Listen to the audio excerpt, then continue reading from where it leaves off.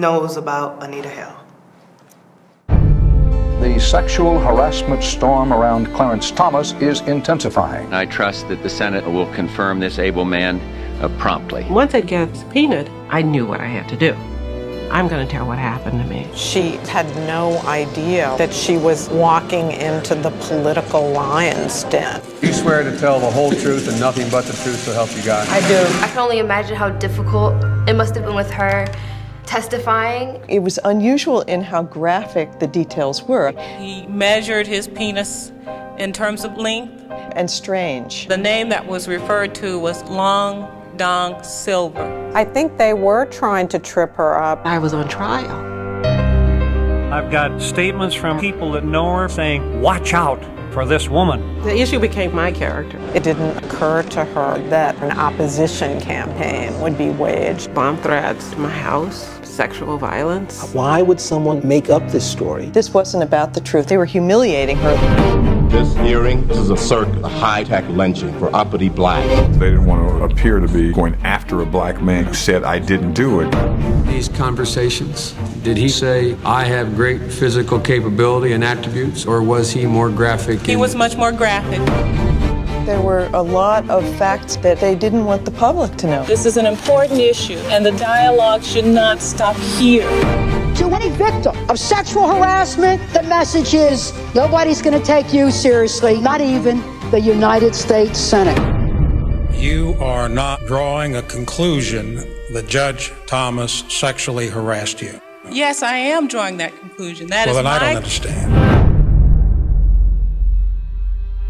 Well, let me try to explain again.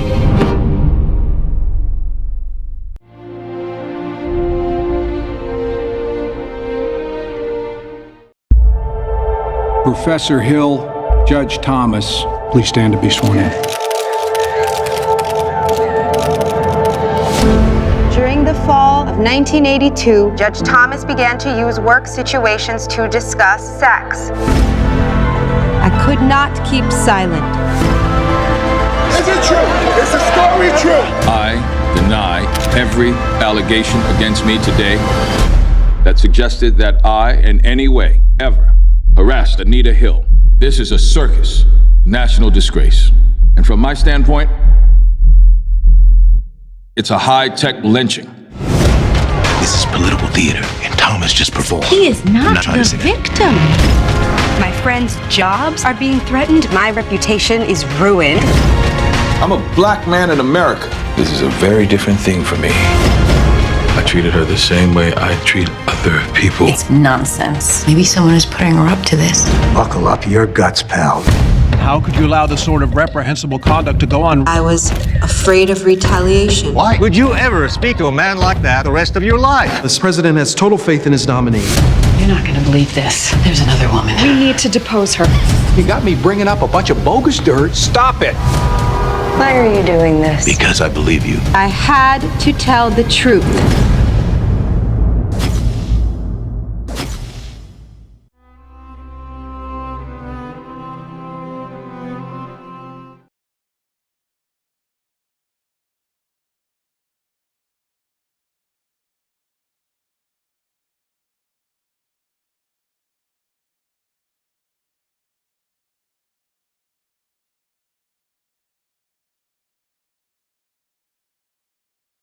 "25 years ago this October, University of Oklahoma law professor Anita Hill changed Supreme Court confirmation hearings forever. 20 million households tuned in to see her testify that her former boss, nominee Clarence Thomas, sexually harassed her. The hearings continue through the weekend, touching hot buttons of sex, power, and race. Thomas called it a high-tech lynching. HBO film retells the story in Confirmation, starring Kerry Washington and Wendell Pierce as Thomas. If what you say this man said to you occurred, why in God's name, when he left his position of power or status or authority over you, why in God's name would you ever speak to a man like that the rest of your life? That's a very good question. And I am sure that I cannot answer it to your satisfaction. I have suggested that I was afraid of retaliation.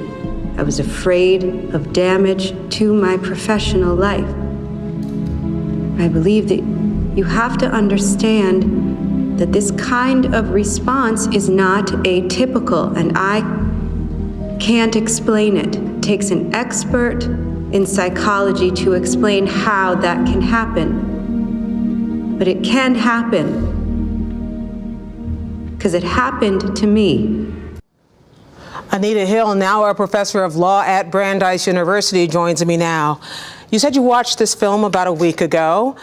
Did you hesitate at all to relive that again?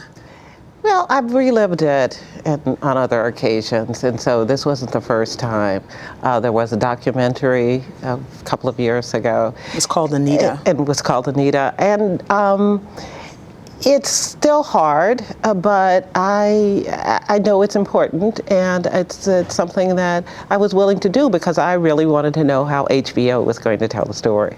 You know, you have lived in this the past quarter of a century. Many people are just coming new to the story or remember it vaguely. Do you look back on it and think, I would do this again? I would do it again. Many people do remember it vaguely, but I run into people all the time who remember it vividly. As a matter of fact, when I was on the flight here this morning from Boston, a woman, I said, well, you really have a good memory. And she says, I remember it so well. It was just like it just happened. You accumulated labels during this process. You were either a liar in some people's eyes or a truth teller. Do you worry that you'll never be able to shed those labels? I don't worry about it. I just keep living my life. It's been 25 years. They're just people who don't know the story. Or people who weren't born. People who weren't born, don't know the story. And I think they're going to find it really interesting. In some ways, it's going to seem like ancient history to them. And I think in many ways, it's going to seem just like today, because some of the issues that were raised, as you pointed out in the introduction, are so contemporary. They haven't gone away. I'm old enough to have remembered the hearings at the time, and I was shocked then. I am shocked now, reliving it and watching the things that were said, the different characters that different senators and others took on. And I wonder if it's surreal for you too. It was surreal to experience that. And unfortunately, I hear from women in particular, but women and men, who come up against this kind of power and this kind of resistance all the time. And unfortunately, they're getting some of the same kinds of inaccurate statements, some of the fallacies, some of the myths that were behind what the senators were doing are being repeated over and over again. Have you talked to Kerry Washington about her playing you? She and I spoke when she was preparing to play me, and she works very hard to understand the person. And I have a lot of respect for that. I was actually comforted by it and thought, okay, well, if hard work is what it takes and skills, she's going to pull it off very nicely. As this movie captures, your character was dragged through the mud. I'm sure Clarence Thomas would say his was as well. But I wonder if you have spoken with any of the senators who were on that committee since. I have not spoken with them. Have they reached out to you? You know, Arlen Specter did at one point. He sort of suggested that what he said was, I was thinking we might be able to work on something together, but I just couldn't see that as a possibility. How do young women react to you now? You're on a college campus. College campuses are hotbeds of debate for among other things, sexual assault cases now. Sexual harassment and sexual assault really is something that is on the minds of young women today. I'm on a college campus. We're grappling with those issues. I visit colleges all over the country. High-profile colleges like Berkeley, UC Berkeley, are grappling with them, making decisions in some cases that are just wrong-headed decisions about how to proceed with sexual harassment claims. There are two that are out there now, and one involving an administrator, the other involving a high-profile faculty member. And so these issues are very present. different. And I have to credit some very, very brave young women and men for taking this on college campuses. One of the things that also crossed my mind while I was watching this is whether you could have survived, whether any of this set of events could have unfolded in our current age, in a time of instantaneous social media and Twitter and instant judgment. I don't know how this would unfold today in this environment, but I can tell you it's a funny story. One of the things that I tell to people is I have a collection of faxes that I got. Well, we wouldn't have faxes. We didn't even have email so much. Western Union, I think, fell under the crunch of the telegrams that were coming. It would be quite different today. But I think that the issues are such that it wouldn't go away. It wouldn't be instant. I think it would be different. The forums for discussing it would be different. But the issue wouldn't disappear just because we live in an instant society. When, at the one point in the film, the character, and presumably you, said this was a mistake. Do you still think it was a mistake? And if not, what changed your mind? I think the character, my words aren't always exactly what the characters are saying. You know, that's the thing about fictional adaptations. Right. I don't think it was a mistake. I think it was something that was meant to happen, actually. I had something to say. I had an experience to share that went to the fitness of an individual who was going to be sitting on a Supreme Court with a lifetime appointment. It was important not only to the integrity of this individual, but also to the integrity of the court itself. And as a member of the bar, as a citizen, I had a right to come forward and to testify. I don't think that is ever a mistake. And I really would not do it differently today. Anita Hill, Professor of Law at Brandeis University, thank you very much. Thank you. HBO's Confirmation premieres Saturday, April 16th at 8 p.m.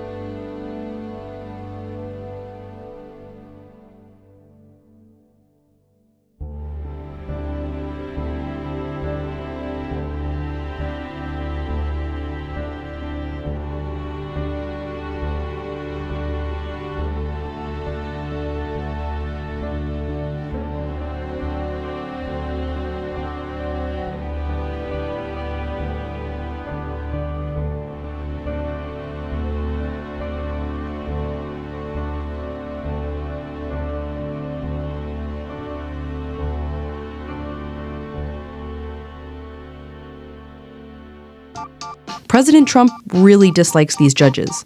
The Ninth Circuit is a disaster. Nobody can believe these decisions we're getting from the Ninth Circuit. It's a disgrace. The Ninth Circuit, everybody knows it. It's totally out of control. When Trump took office, most of the Ninth Circuit's judges had been appointed by Democratic presidents, and they overruled some of Trump's most provocative executive orders. The travel ban, emergency funding for a border wall, they all stopped here. Very hard to win at the Ninth Circuit, if not impossible. But that's changing. We're slowly putting new judges in the Ninth Circuit. Trump has already added 7 new judges to the Ninth Circuit Court of Appeals. And by the end of his first term, there's a good chance that the Ninth Circuit could look very different. We usually think of the 3 branches of government as the president, Congress, and the Supreme Court. But it's down here in the lower federal courts where President Trump is building his longest-lasting legacy. You know, when I got in, we had over 100 federal judges that weren't appointed. It was like a big, beautiful present to all of us. The first thing you need to take a case to the Supreme Court is a case, or controversy, and except in certain rare situations where the court has original jurisdiction, that case has to have already been heard and decided by a lower court and appealed. And not just once. Before a case gets to the Supreme Court, you have to have exhausted your appeals at lower levels of the state or federal system. If you've lost your previous appeals but still think that you have an issue worthy of the court's attention, you can petition for a writ of certiorari, which people in the know call the cert, because they're keeping it cash, which is short for casual. For a look at how the court chooses cases, let's go to the thought bubble, or the thubub. A lot of nicknames today, Stan. Or ST. Certiorari is a formal request that the Supreme Court hear your case, but petitioning for a writ is no guarantee of anything. The federal government's chief lawyer, the Solicitor General, is basically like a bouncer at a hot club, if you're old enough to get into a hot club. They screen out a lot of petitions because those cases don't raise a lot of federal law questions or because they've already been decided in other cases. Or they're not wearing good enough shoes to get in the club. If, and it's a big if, your petition is granted, it goes into the cert pool, the first round in which the justices decide which cases they're actually going to decide. The list of cases that will be decided is called the discussion list. For the judges to actually hear the case, called granting certiorari, 4 of the 9 justices have to agree to hear it. This is called the Rule of 4. The discussion of the discussion list and decision about whether or not to grant certiorari happens at the conference, which is like the back of the club where the really well-dressed people go. So the judges have read your petition, and 4 of them have decided that your case is one of about 80 that they will hear. Congratulations! Now you and the side that disagrees with your position have to submit briefs. Briefs are not underwear. Briefs are written legal arguments from each side explaining why the law favors their position. The party bringing the case seeking to overturn the lower court decision is the petitioner. The party that wants the court to uphold or affirm the lower court's decision is called the respondent. The petitioner also files a reply, which attempts to rebut the respondent, which is not a euphemism. After filing all this, you're finally on your way out of the thought bubble. I mean, you're on your way to court. Thanks, the bub. You might think that there would only be 2 briefs in a case, 1 from each side, and it's true that there must be at least 2. But often there are many, many more briefs, and even boxer briefs. That's what Stan wears. Stan, put your pants on. All undergarments aside, individuals or groups who are not actually parties to the case but have an interest in the outcome can also file amicus curiae, or friend of the court briefs. Amicus briefs often contain different legal, economic, or historical arguments that can sometimes persuade justices and appear in their opinions. They're also one way that interest groups can attempt to influence the Supreme Court. After the briefs have been filed, the court schedules oral arguments, giving them time to read and consider the briefs. Each side gets half an hour to make its case, but this time includes questions from the justices, so most of the time is usually spent answering questions. Imagine a presentation with the most intense teacher you've ever had bombarding you with questions, except that there are 9 teachers. Well, 8, because Clarence Thomas never speaks. After oral arguments, you wait for a decision. The justices then meet in another conference, which is held on a Wednesday or a Friday, because there's good TV the other days. In order for the court to render an official decision, 5 of the 9 justices, a majority, must agree on at least one of the legal arguments that either affirms or overturns the lower court's decision. Although they can also send a case back down to the lower court for another decision, which is called a remand, although you might call it a punt. Ooh, that was like 30 yards. The Chief Justice presides over the conference and assigns the task of writing the court's decision, called the majority opinion. The opinions are given in writing, although sometimes justices will read them from the bench. Sometimes the court will issue a single majority opinion, which is a very strong statement of unified agreement. In the key civil rights case of Brown versus Board of Education, the court issued a single opinion that was even stronger because it was unanimous. But sometimes the court will issue multiple opinions on the same case. The decision of the court, either to affirm or overturn the lower court's ruling, is called the holding. And this is the first thing you need to know in any Supreme Court decision. The second thing that matters is the legal reasoning or rationale behind the holding. If a justice agrees with the holding in the majority opinion, but for different legal reasons, they write a concurring opinion. The rationale in this concurrence is cool and everything, but the lower courts do not need to follow it. Only the holding of the majority and its rationale are binding on lower courts. A single justice writes a concurrence, but other justices can sign on to it if they agree with its logic. For instance, the Eagle and I both agree that fish are delicious, but I would write a concurrence that the scales and the eyeballs are gross. It's unlikely this would go to the Supreme Court, though. Let's solve it now. Problem solved. Many Supreme Court cases are not unanimous. In fact, in an ideologically divided court, you are likely to find a lot of cases decided by 5-4 margins. The judges who are on the losing side, who didn't support the majority decision, can write a dissenting opinion. A dissent does not set a precedent for a lower court and has no force of law. But often dissents are very eloquent and they can provide arguments that might persuade later courts in similar decisions. Sometimes, as with the famously bad case of Plessy versus Ferguson, the arguments in a dissent can form the foundation for the majority opinion in a later case, even though it can take 50 years to get from a case like Plessy to Brown versus Board of Education. So that's the nuts and bolts of how Supreme Court decisions are made. But before we wrap this up, here are a few key things to remember. First, there are a lot of hurdles you need to jump over before a court makes a decision in a case. Most certiorari petitions, there are usually about 8,000 each year, don't make it past the clerks or the Solicitor General and don't get granted. It takes 4 judges to agree to hear a case, but 5 to render a majority opinion. Only the holding and the rationale supported by at least 5 of the 9 justices becomes binding precedent for lower courts. Dissents and concurrences may be fun and interesting to read, especially if there are pictures, and they may include important legal ideas, but lower courts don't need to follow them. So that's how the court works procedurally, but there's another way to think about Supreme Court decision making. To really understand the Supreme Court, we need to consider the thinking behind judicial decisions. But that's for another episode. Federal courts hear lawsuits involving the Constitution or laws made by Congress. Say a city pays a female employee less than her male counterpart. That violates the Equal Pay Act, a federal law. So that case would start here, where all federal lawsuits start, in a district court. There's at least one in every state. For example, California is home to 61 judges who serve on the state's 4 district courts. If the case is appealed, it moves up to the aptly named Court of Appeals.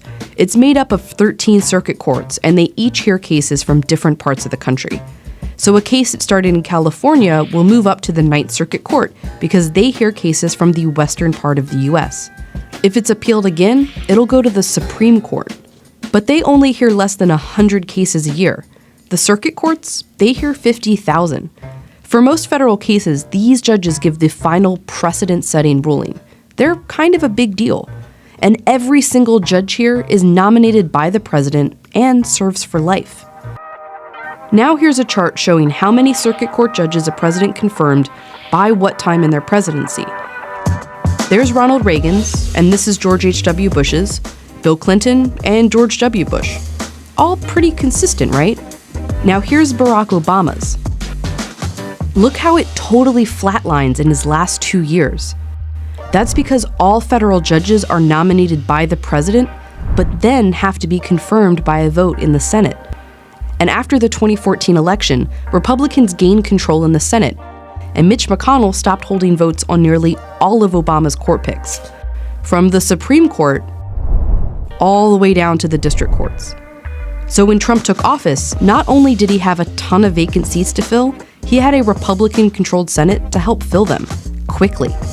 In fact, Trump has appointed more circuit court judges in the first half of his first term than any other modern president.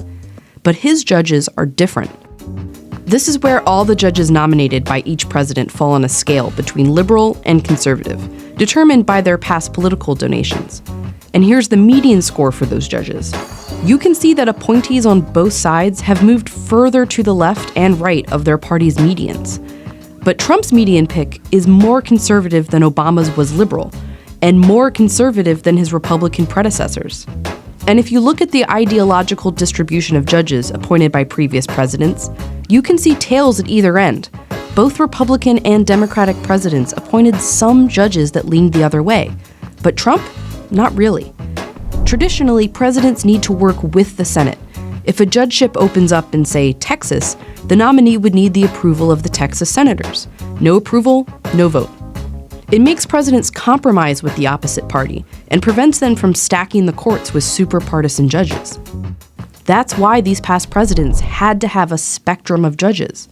But when Trump nominated 2 men for seats on the Ninth Circuit, the court that keeps overturning Trump's executive orders, the 2 Democratic senators from California opposed both of them, calling them far outside the judicial mainstream. One because of some controversial writings in college, and the other because of his prior work as a defense lawyer, including for oil companies where he argued climate change isn't real. Normally, this would mean they would never get a vote, let alone a hearing.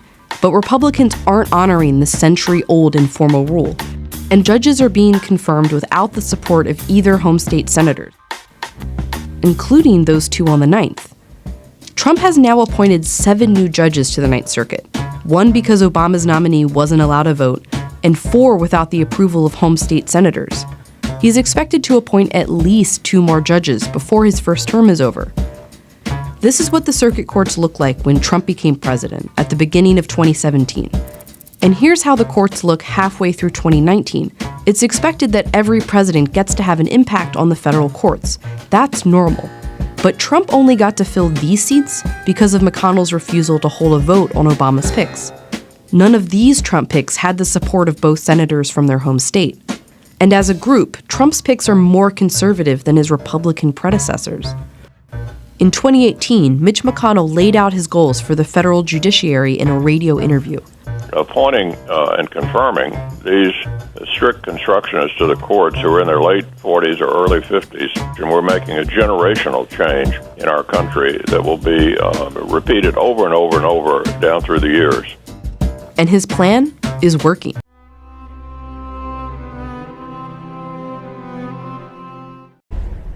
Some news from the Supreme Court today. The judges have agreed to hear arguments on affirmative action cases involving Harvard and UNC, meaning the fate of race and diversity conscious admissions programs in higher education is now in the hands of this newly conservative supermajority.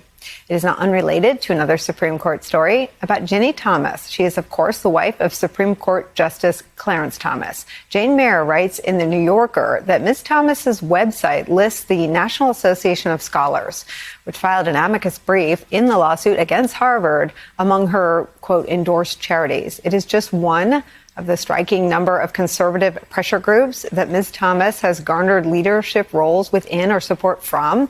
And more startling, one of the many times her close political associates became involved in cases before her husband. Mayer's reporting also flags Ms. Thomas's denouncing of the committee investigating the January 6th insurrection, her public support for the January 6th rioters, though she later said she wrote those posts before the violence, and her close ties to some of the architects and instigators of the insurrection and coup plot, among them John Eastman, Mark Meadows, Stuart Rhodes, and Ali Alexander, all of whom are of keen interest to the 1-6 committee, from which her husband was, perhaps coincidentally, the lone Supreme Court justice to signal last week that he would have blocked access to all of Donald Trump's records going from the National Archives to the January 6th committee. Joining us now is Jane Mayer, Washington correspondent for The New Yorker. Her story is inside this week's magazine. It is such a treat to get to talk to you. Your stories are incredible, so detailed and so specific. And I want to dive right in. I'm going to drive the control room crazy and go all out of order. But I want to ask you first about how prolific she is in putting things on paper, how brazen she seems to be in putting her hands all over issues that could very easily end up in front of her husband on the bench. Thanks, Nicole. It's great to be able to join you. It's an extraordinary situation. I don't think we've ever seen anything quite like it in the history of the Supreme Court. You have the wife of one of the justices who is so tangled up in so many of these explosive issues that are right before her husband's court. And she's not just tangled up, but she's actually aligned herself with the activists who are bringing the suits in many, many different ways that I lay out in the story. But and for instance, it's the first example you gave today. It's just kind of mind-boggling, really. Ginny Thomas is on the advisory committee of a group called the National Association of Scholars. It has filed an amicus brief in this case that the court took up today that's going to challenge the affirmative action policies of Harvard University and the University of North Carolina. It's an incredibly important case. And there's the wife of the Supreme Court justice on one of the organizations that's involved in it, on taking one side. Now, any other court, any lower court, and either the judge would have to recuse, or the amicus brief would be struck, or there would just be basically an outcry, and she would have to back off. I mean, it's just not the kind of behavior that is allowed in this country, except at the Supreme Court, which polices its own ethics. So there's no way you can do anything about it unless you're going to impeach a justice, which is really something that has not even been attempted since 1804. So I don't think we're likely to see that. But it's an incredible situation, and at a time when all the polls show esteem for the court, the Supreme Court, is at an all-time low because many Americans think it's too politicized. And they think so for reasons like this, that the Supreme Court justice's wife is involved with all of these extreme groups. And it's not like anyone is suggesting that both people in a marriage can't have careers in politics or activism, but she's all over, as you've reported out, the fringiest elements on the right. And I want to read some of your reporting about her vetting for purity in the Trump White House. You write that America, Ms. Thomas said, is in a vicious battle for its founding principles, adding the deep state is serious and it's resisting President Trump. She declared twice that her adversaries were trying to kill people and drew applause by saying, quote, "May we all have guns and concealed carry to handle what's coming." In a 2020 session of the Council for National Policy, Rachel Bovard, the senior director of policy at the Conservative Partnership Institute, described meeting weekly with Groundswell members to vet officials for disloyalty, saying Ginny has been very instrumental in working with the White House. She really is the tip of the spear in these efforts. All White Houses vet applicants. They look at college drug use. They check references. They go knock on your door. But I've never heard of anything that sounds like this. Explain. I mean, I've interviewed a number of people in the Trump White House who said that she never would have gotten access, except that she got to meet with the president because of who her husband was. And when she got there, she handed a list of the heads that she'd like to see lopped off, because these were the people that she didn't think were far enough right, basically, and not Trumpy enough. And so she instead wanted to have people fired and her friends put in instead. And one of the things that was interesting to me was that one of the people I talked to who used to work in the White House and who attended this meeting with Ginny Thomas and President Trump former President Trump said that he regarded her as, quote unquote, a wacko. But it's not, which is kind of amusing, but it's actually really, the situation is not so funny. The court needing to respect the Supreme Court of this country is something that is really important. We need to think that there is such a thing as justice, that it will be justice for whether you're a Democrat or you're a Republican, that it's not just all political, and that the rule of law is what counts in this country. It's what holds it together. So, I mean, I think many people that I interviewed, many of the judicial ethics experts who are nonpartisan themselves are outraged. I mean, and one of them, Stephen Gillers, who's a professor at NYU Law School, who's kind of the gold standard of this on this subject. He said that what she's doing is reprehensible. And he guessed that if you could ask the other justices what they really thought, that all 8 would say that they just wish this would stop. But there's not really much they can do about it. Can I read you one more sort of avenue of your reporting that's just startling, and that's her role as it pertains to January 6th, both on the day of and in targeting and attacking viciously Liz Cheney and Adam Kinzinger. These are her tweets from January 6th, quote, "Watch MAGA crowd today, best with right side broadcasting, and then C-SPAN for what the Congress does. Love MAGA people." God bless each of you standing up or praying.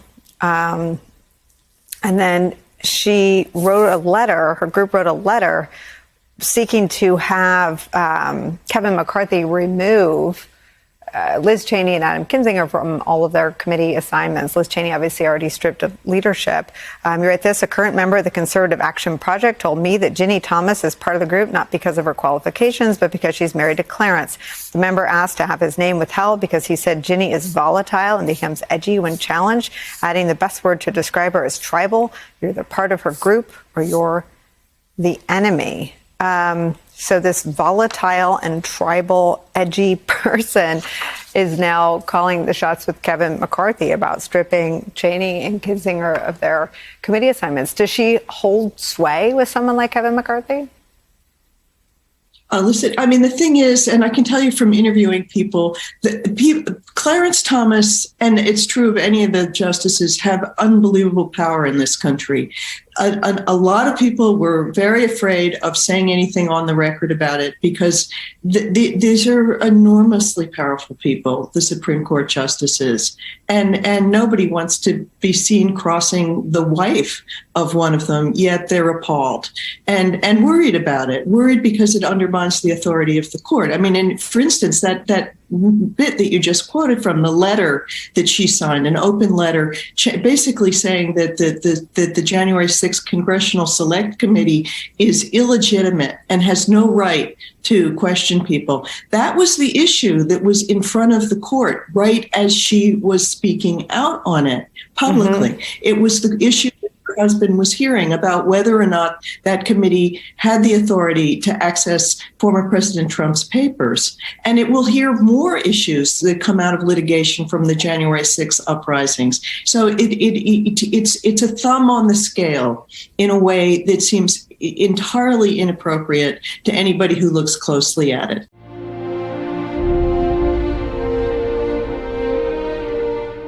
Representative Alexandria Ocasio-Cortez is calling on Supreme Court Justice Clarence Thomas to either resign or, if he refuses, be impeached. This is following the bombshell revelations about his wife, Ginny Thomas, and the text messages that she sent to White House Chief of Staff Mark Meadows, basically coordinating with insurrectionists to overturn the 2020 election and effectively end democracy in the United States.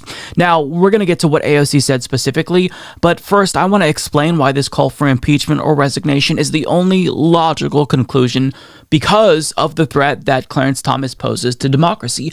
He's proven that he is incapable of being impartial as a Supreme Court justice. So when the Supreme Court rejected Donald Trump's request to withhold documents from the House Select Committee on January 6th, can you guess who the one vote in dissent on the Supreme Court was? Well, of course, it was Clarence Thomas. He was the only Supreme Court justice who voted that Trump should be able to withhold these documents, that they shouldn't be made public. Why? Well, because it's obvious that these documents would implicate his wife. And now, because he lost, he was the sole vote, now we are learning just how close his wife was to this effort to overturn the 2020 election. And if you haven't heard about what she said in these text messages to Mark Meadows, she's just crazy. I don't know how else to put it, and I'm assuming, given that they're married, he believes the same things that she believes. So as Grace Panetta of Insider reports, Supreme Court Justice Clarence Thomas's wife floated an outlandish conspiracy that members of the Biden crime family and ballot fraud co-conspirators were being sent to barges off of Guantanamo Bay to face military trials for sedition in newly uncovered text messages with former White House Chief of Staff Mark Meadows. Biden crime family and ballot fraud co-conspirators, elected officials, bureaucrats, social media censorship mongers, fake stream media reporters, etc., are being arrested and detained for ballot fraud right now and over coming days, and will be living in barges off Gitmo to face military tribunals for sedition, Thomas wrote in a message on November 5th, 2020, 2 days after the presidential election, according to the Post. In other texts, Thomas urged Meadows not to concede the election, privately trashed Republicans in Congress, rallied behind controversial lawyer Sidney Powell, and told Meadows to release the Kraken and save us from the left taking America down. The Biden crime family stealing this election. The media's covering up. We want our freedom for the world. Give us our freedom, Joe Biden. So that's what she was tweeting during the election. But on January 6th, We know that the organizations that she is a part of were working with people to overturn the election. They were urging people in certain states like Arizona and Pennsylvania to pressure lawmakers to override the will of the people, send rogue electors to the Electoral College, and basically kill democracy. Most democracies around the world elect their head of state with a popular vote, so whoever gets the most votes wins. But in America, we do it a little differently. The US is the only country that picks its president using something called the Electoral College. It's made up of delegates from each US state. When Americans vote for president, what they're actually voting for is who their state will vote for. This is why, every so often, someone wins the presidency without winning the popular vote. That's happened twice in just the past 20 years.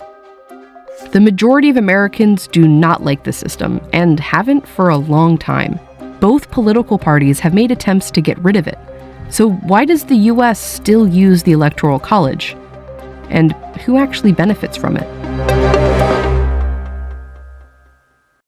The Electoral College is based on how people are represented in Congress, where each state has a number of representatives based on its population, and every state also gets 2 senators. So, for example, let's look at Texas, which has a huge population, and Vermont, which has a really small one. Texas has 36 representatives in Congress. Vermont only gets 1. Representatives in both states each represent roughly the same number of people. In the Electoral College, a state gets the same number of delegates as their congressional representatives, plus 2 for each senator. So Texas has 38 electoral votes, Vermont has 3. But this combination makes the number of people each delegate represents way different between states. In Texas, 1 electoral delegate represents 3 times the amount of people as 1 in Vermont. And that makes each individual person's vote in Vermont a lot more influential. The Electoral College creates discrepancies like this all over the country. A voter in Wyoming is worth 3.5 times as much as a voter in California. And the winner of the presidential election is the candidate who gets 270 or more of these Electoral College votes. These are the results of the 2016 election by state. You're probably more familiar with this version of it, a map of red states and blue states. But this chart tells a different story. You can see that no state is actually all red or all blue. But almost every state awards its electoral votes the same way. The candidate who gets the most votes in a state gets all its electoral votes. If they win the state by 1%, they win 100% of the electoral votes. In 2016, more than 4 million people voted for Donald Trump in California. In fact, more people voted for him there than in any other state except for 2. But it didn't matter. Hillary Clinton got more votes there, so she got all 55 of its electoral votes. Clinton never even campaigned in California. Polling showed she'd easily win the state. Trump only visited Texas once. He knew he'd basically had that state's electoral votes locked. But they both visited Florida 35 or more times. That's because Florida is usually a swing state. Polls show that the vote there could swing to one party or another nearly every election. Trump only won it in 2016 by 100,000 votes, out of more than 9 million. Swing states have changed over time thanks to shifting demographics and political views, and it's states like these where presidential candidates spend most of their time campaigning. It also means these states have way more influence over the election than these ones. A study found that voters in Michigan had 51 times the amount of influence on the 2016 election as someone from a state like Utah. Voters in states like California or Missouri mattered very little. Swing states are where the election actually takes place. They get the attention and the influence, and they only exist because of the Electoral College. It doesn't seem very fair, but the Electoral College has always shifted power away from some people and towards others. It was how it was designed. Back when there were just a few states, not 50, they had to get all the states to agree on the Constitution. One problem. The northern states, which were largely anti-slavery, wanted only free people to count in the population towards electoral votes, which they had more of. The pro-slavery southern states were worried that they would be constantly outvoted and wanted enslaved people to count in determining the population. As a compromise, they settled on something called the 3/5 Clause. It established that an enslaved person would only count as 3/5 of a person. In 1800, Pennsylvania, a northern state, and Virginia, a southern one, had about the same number of free people living there. But Virginia was also home to hundreds of thousands of enslaved people who had no freedom, let alone a vote, and ended up with more votes in the Electoral College than Pennsylvania. That year, those extra electoral votes gave the candidate from Virginia just enough to win. Even after the U.S. finally abolished slavery and eventually gave Black Americans the right to vote, white Southern leaders found ways to keep them from voting, like with discriminating laws like poll taxes and acts of violence. This meant they continued to have overrepresentation in the Electoral College on behalf of a large population that couldn't vote. The first time Congress attempted to replace the Electoral College with a simple popular vote was back in 1816. But senators from southern states blocked it, saying it would be deeply injurious to them. In 1969, Congress came even closer. Replacing the Electoral College had support in both parties, and even passed the House, but it was blocked again by southern senators. A senator from Alabama wrote, "The Electoral College is one of the South's few remaining political safeguards. Let's keep it. Why change a system that historically had, and still was, benefiting white Southerners?" Today, the states that the Electoral College benefits have changed, but it's still making some voters more powerful than others. If we look at the states with a lot of electoral votes for not a lot of people, and the states with a little electoral votes for a lot of people, these states are a lot wider and less diverse than the rest of America. And many of these states are Republican strongholds. These tend to vote Democratic. That's one reason the two most recent Republican presidents have won the Electoral College without winning the popular vote. And since it's currently Democrats that are primarily disadvantaged by the Electoral College, they're the ones leading the charge to replace it with a popular vote. Get rid of the Electoral College and everybody. But as politics have changed, the people most critical of the Electoral College have too. In the 1948 presidential election, New York ended up being the major swing state. A congressman from Texas said, "I have no objection to the Negro in Harlem voting, but I do resent the fact that his vote is worth 100 times as much as the vote of a white man in Texas." Swing states change. What doesn't is that the Electoral College gives certain people more power to pick the president. And its biggest defenders have always been those who benefit the most from it.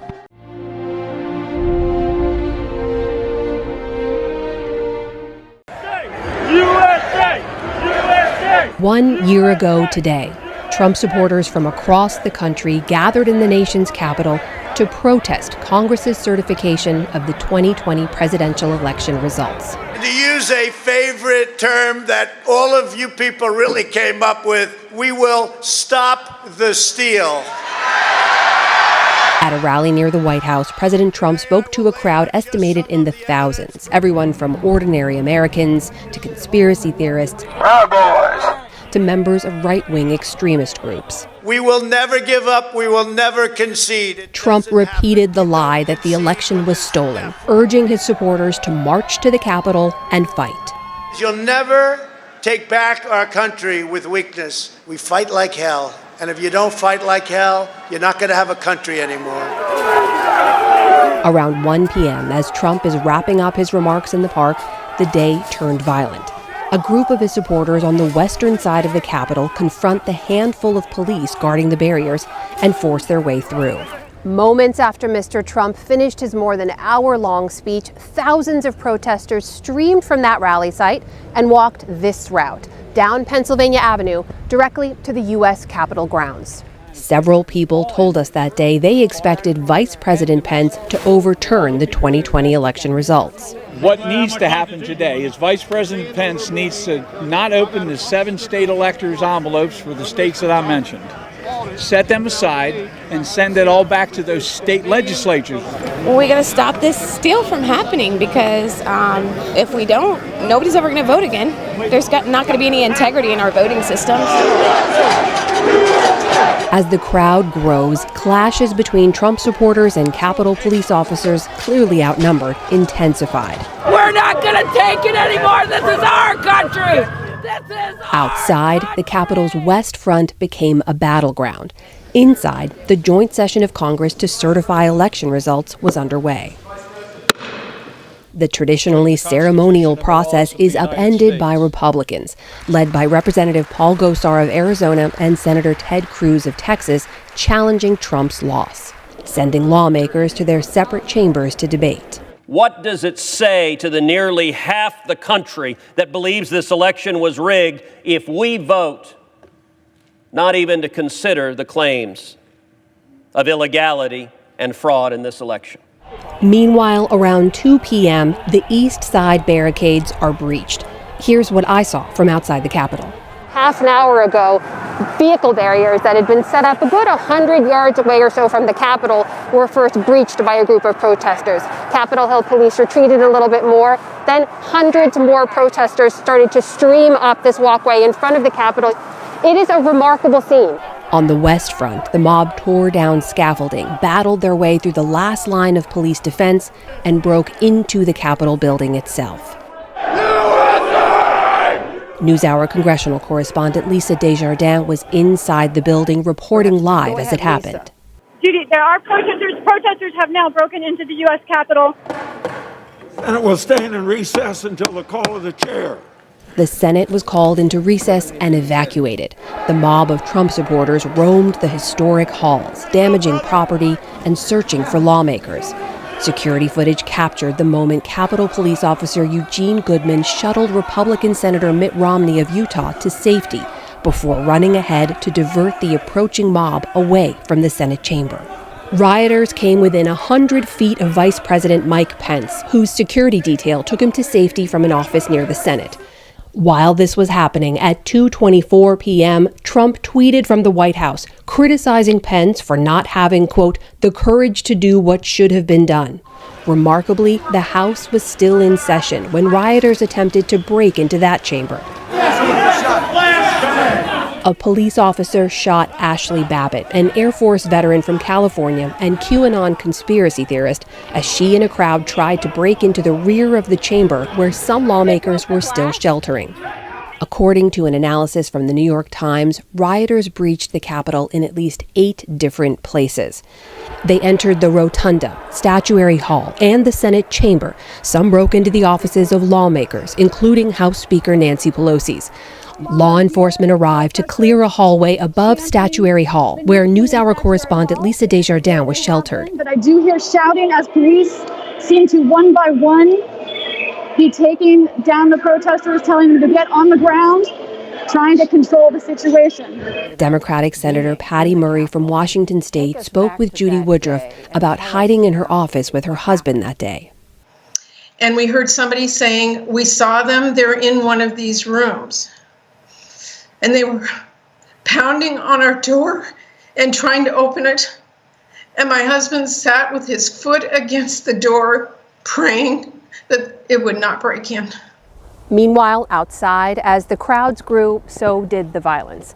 Officers on site continued to call for backup throughout the day. And while some reinforcements did arrive from local and state and federal agencies, it took National Guard units about 3 hours to respond to the Capitol. Rioters, outnumbering law enforcement by more than 50 to 1, attacked, dragged, and beat police officers, crushing them underfoot and spraying them with chemicals.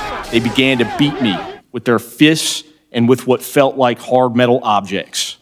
In testimony to Congress, former D.C. Metro Police Officer Michael Fanone recounted being pulled into a crowd of protesters. I was electrocuted again and again and again with a taser. This is our Capitol! In total, nearly 150 police officers were injured on the day. During the attack, those closest to President Trump privately urged him to take action and tell his supporters to stop the assault. House Republican leader Kevin McCarthy spoke with him from the besieged Capitol. His son, Donald Trump Jr., and several Fox hosts texted White House contacts to tell Trump to address the crowd. Hours passed before President Trump did anything to address the insurrection. Just after 4 p.m., he released a video repeating unfounded claims about the election results. I know your pain. I know you're hurt. We had an election that was stolen from us. It was a landslide election, and everyone knows it, especially the other side. But you have to go home now. We have to have peace. Around this time, police began to secure the Capitol. Flashbangs and tear gas were used to clear the Western Terrace, the site of presidential inaugurations. Police declared the Capitol complex secure around 8 p.m.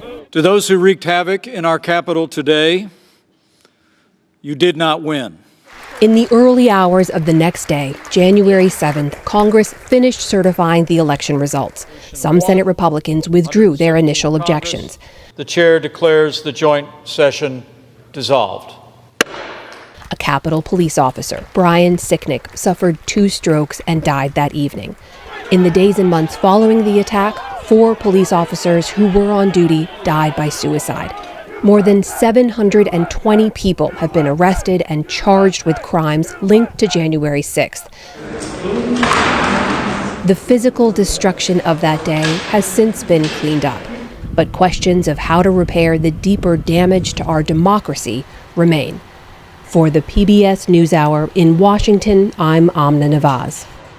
We are going to be examining what happened last January 6th, as well as the misinformation, extremism, and political divisions that contributed to the attack and continue to plague the nation to this day. This region was an epicenter for people who went to the Capitol on January 6th. The Dallas FBI field office has arrested 35 people for their role in that day's events.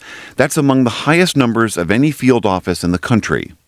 When you saw that a lot of people in this region were being nabbed by the authorities for January 6th, did that surprise you? No, it didn't. It didn't really surprise me.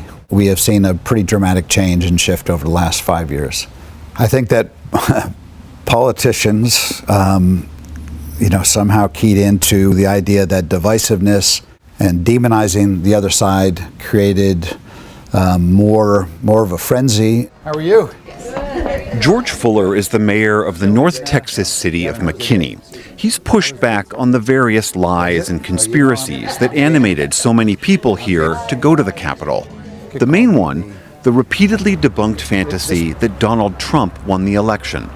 And I'm here to tell you as a Republican, the election wasn't stolen. Republicans lost the presidency. And is that a fraught thing for you to say aloud in front of a camera? Oh, I will catch a tremendous amount of grief for that. The mayor says it's not just the election. He's had to push back on all kinds of conspiracies in his community and even within his own family. I have one sister that the fact that I was engaged in setting up a mega vaccination center, I was part of the deep state. I'm injecting people with tracking chips. I said, for you to be right, I have to be part of this conspiracy. And her response was, yeah, you are. You must be. I say it with a smile, but it's actually very sad. I was very close to my sister. But she finds, she spends her time in the deep black holes of the internet and finds all kinds of things that convince her she's right, and these things are real. Those black holes and different realities are expanding as fast as these North Texas suburbs. As you see around me, this area is going through a housing boom. According to the U.S. Census, the city of Frisco, Texas, was the fastest growing city in all of America over the last 10 years. And as this region grows, the demographics are shifting as well. This local county dropped from 63% white population down to 51% in that same time period. Debbie teaches at a local public school. She asked that we only use her first name. She says, given the current atmosphere, she does not want to trigger any more anger. She's lived in this area for over 40 years, and she's seen some backlash to its rapid transformation. We saw language about, keep Plano suburban and, keep away the apartments. I mean, that's a dog whistle, right? It's against diversity of people, of socioeconomics. It's just another culture war. Others point out that nativist and at times violent rhetoric is also coming from the pulpits of some of the Christian evangelical churches in this area. like Brandon Burden, pastor of Kingdom Life Church, who told his congregants on January 10th it was God's will for Trump to stay in office and told them to keep their guns loaded. Debbie saw similar inflamed talk in the schools, in increasingly heated fights over mask mandates, so-called critical race theory, and growing calls for banning books. We started the school year with tons of people showing up with signs and screaming with horrible things on their t-shirts and on these signs, and it's terrifying. They harass people. Last year, Sodoff Hawk was the target of that kind of harassment. Her family is one of the many who moved to Frisco for the growing economic opportunities. But when she ran for city council in 2020, she saw an ugliness laying below Frisco's shining surface. During my campaign, I started to face a lot of hate, misinformation, just brainwashing, the attacks that I got from different extremist groups trying to paint me as anti-Semitic, trying to paint me as, just anti-police, anti-American. Even at the polls, I was yelled at, I was spit at. Hawk lost her race and now says if she knew the extent of the xenophobia that would bubble out of some of her neighbors, she'd have thought twice before running. I think if I had seen what went down on January 6th, if I had forecasted everything that happened leading up to November, I wouldn't have. Really? I wouldn't have. It's a paradox. This region's booming development is quite literally built from the ground up and maintained by an influx of non-white residents and immigrants. They do construction work, they do cleaning houses and roofing, electricians, everything to do with the building of a house. Alex Camacho is a longtime pastor in McKinney and also a lawyer who helps immigrants work through the legal process. He says what he saw on January 6th turned his stomach. For us, the American flag is a symbol of respect. When we become citizens, we pledge allegiance to the flag. But now that we see these rioters using the flag as a symbol and screaming and attacking people and destroying property of the government in Washington, we kind of, is that the purpose of the flag? Meanwhile, rioters like Jenna Ryan seem to revel in their white privilege.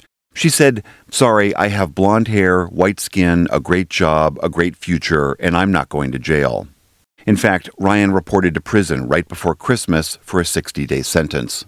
Another January 6th rioter from North Texas, Mark Middleton, charged with assaulting D.C. police officers, is now running for a seat in the Texas legislature on a platform of building Trump's border wall, gun rights, and possible secession from the Union. And the big lie conspiracies continue. This county is one of 4 in Texas where officials have launched more audits of the 2020 election. Initial results, released on New Year's Eve, found what all other audits have found: no evidence of widespread voter fraud. In the months since the riot, a number of far-right extremist groups have become household names. And as Nick Schifrin reports, some of their core beliefs and even their tactics have moved from the fringe to the mainstream. On January 6th, in a sea of thousands of Trump supporters, Proud Boys, members of the far-right group the Proud Boys descended on the National Mall. Among them, Matthew Green, who just a month earlier had joined the Central New York chapter. Law enforcement officials say Green and other Proud Boys, seen wearing earpieces, were among the first to barge through the police line. Last month, Green became the first Proud Boy to plead guilty to conspiracy, and he's cooperating with federal authorities who are attempting to untangle a complex web of planning and coordination. I think you'd have to be naive to fail to understand how organized these groups were. Michael German is a retired FBI special agent who focused on domestic terrorism. He sees January 6th as a culmination. Years of activity, from the deadly 2017 white supremacist rally in Charlottesville, Virginia, to violent post-election protests in November 2020 that convinced these groups they could act with impunity. These groups were increasingly emboldened to publicly announce their intention to commit violence at a public rally, commit violence at the public rally, walk away despite this criminal activity occurring in plain view. That created an atmosphere where they believed not just that they were going to get away with engaging in violence, but it was actually encouraged by law enforcement. Law enforcement has cast a wide net, charging more than 700 rioters, including dozens from right-wing groups, the Proud Boys, Oath Keepers, and 3%ers. But the majority of those are not for violent acts such as assault. The Justice Department's efforts seem to front-load people who were involved in the least egregious conduct. There were hundreds, if not thousands, of people engaging in violence against police officers. That should have been the primary focus, because many of those people still have yet to be charged and are out in the communities, still able to organize, still able to attend events. This year, across multiple states, Proud Boys have attended school board meetings to back those opposed to COVID measures and critical race theory, or CRT. Anytime that there is a contentious issue, such as the mask mandate or CRT in our schools or forced vaccinations of our children, you're going to see more Proud Boys. ProPublica reports at least 10 sitting state lawmakers are members of the militia group the Oath Keepers.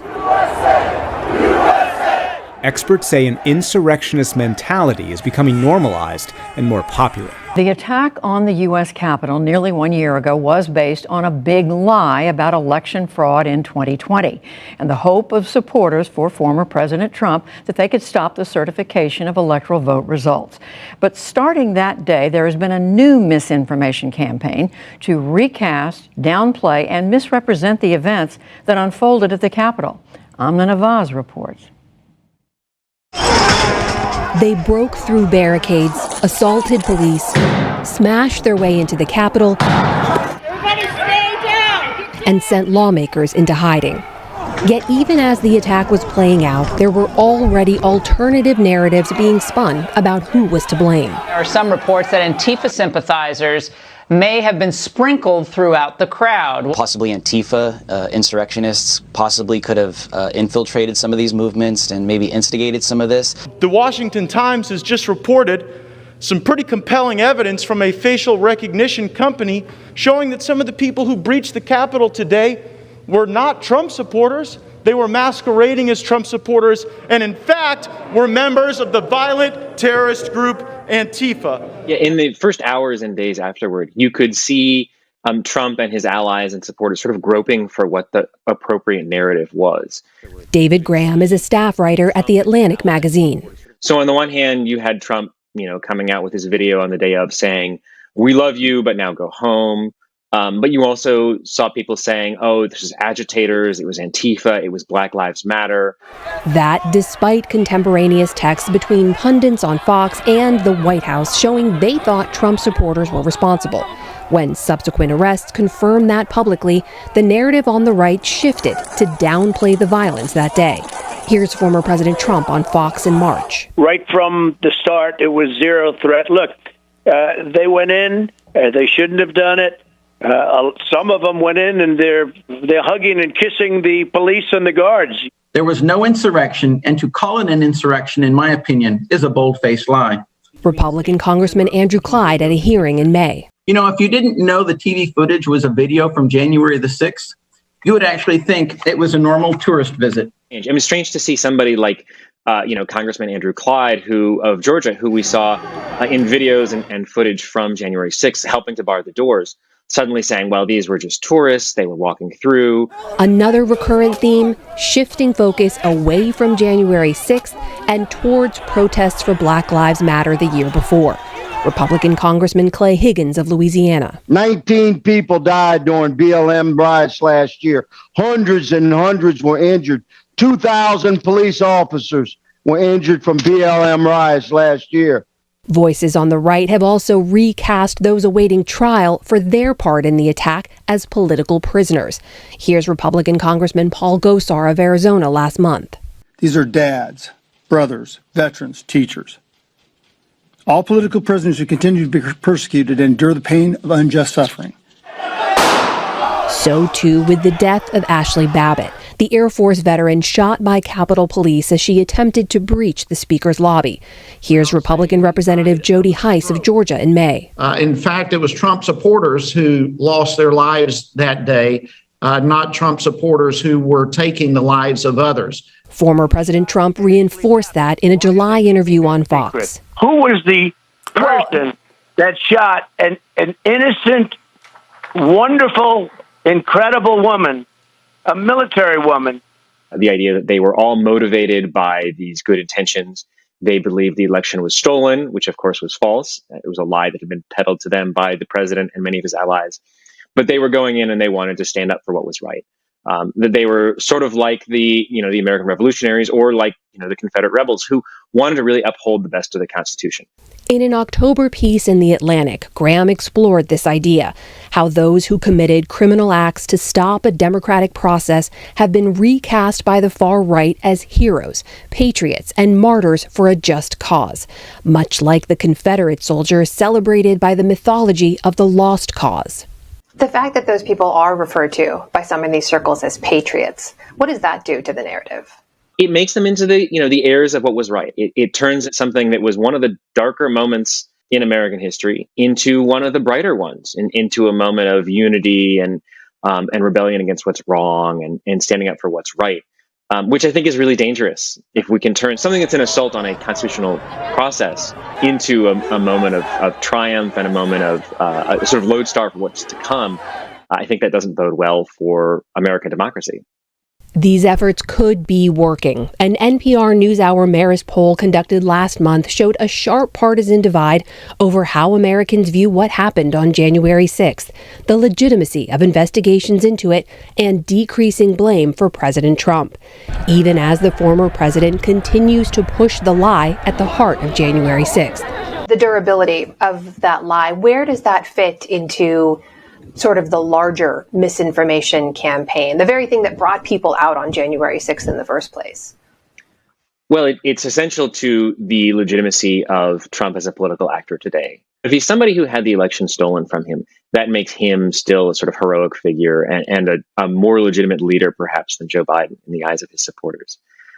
And that enables a lot of other information. Information, or more accurately, misinformation, questioning or undermining everything from measures to stop the spread of COVID-19 to the safety and efficacy of vaccines, from bogus stories about vaccines tracking and controlling Americans to campaigns to stop teachers from talking about race or racism in schools. So when people in the Trumpist orbit spread misinformation about Joe Biden, or they spread misinformation about vaccines or about COVID, all of these spring from his legitimacy as, the real elected leader, which depends on the lie of the election being stolen. For more on the misinformation surrounding January 6th and how it spread and evolved, I'm joined by two people who track and study just that. Jennifer Kavanaugh is a senior political strategist at the Rand Corporation. She co-authored the book Truth Decay about the rise of misinformation.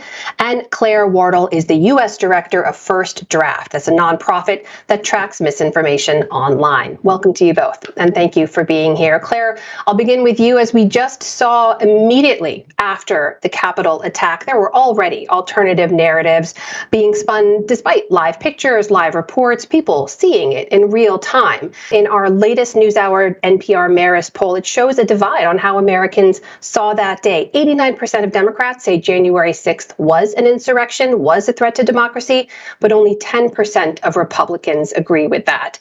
How does that happen, Claire? Because there was a foundation being laid all the way through 2020, and then from Election Day onwards, this stop the steal narrative was emerging, this idea that the election was not safe, that the election was stolen. There was this drip, drip, drip throughout November and December. And so when we had the events of January 6th, very quickly, very smart people began shaping these narratives that already had a foundation that made sense to people who wanted to believe a certain worldview. Jennifer, talk to me about the role of news and journalism in all this, because you have studied this about the declining trust in news, American skepticism around news. How much do you think that contributed to people being willing to say, what you're reporting, what you're showing me, I don't believe? I think it played a big role. I mean, people get their information from specific sources, and when they see information coming to them from sources that they don't trust, they tend to discard that information. It's also really hard to change people's minds once they've made it up. So when people see additional information coming at them that contradicts that, they're not ready to discard what they've been believing for months or what they've been hearing from their trusted figures. The fact that people have such low trust in media plays a big role in their lack of ability to change their mind, and the difficulty that we face in trying to spread accurate information after the fact. And Claire, we know one of the main ways in which that information was spread, even well before the Capitol attack, was on social media, right? We saw even leading up to that day, the whole Stop the Steal narrative, how those groups not only organized online, but then mobilized online, got people to show up in real life to commit criminal acts after that organization. What responsibility lies with the companies behind those social media platforms? When you look back at the timeline, it was only September of 2020 when Twitter started marking as false tweets from the president, for example, saying that the votes couldn't be trusted. So I think the platforms weren't ready for this. And then as we saw on essentially January 7th and 8th, they panicked, and like dominoes, they all started changing their policies and deplatforming. But the disinformation ecosystem is really participatory and engaging. And that's what's happening on these platforms. Not that much has changed in a year. And that's what we should be more worried about, not to see it as a one-off. And what changes have the platforms made? And I would say not enough. Jennifer, you've used this phrase, truth decay, in your work, and nowhere have we seen that more potently than when it comes to the pandemic and disinformation on social media and other places around the efficacy of vaccines and the efficacy of mitigation measures.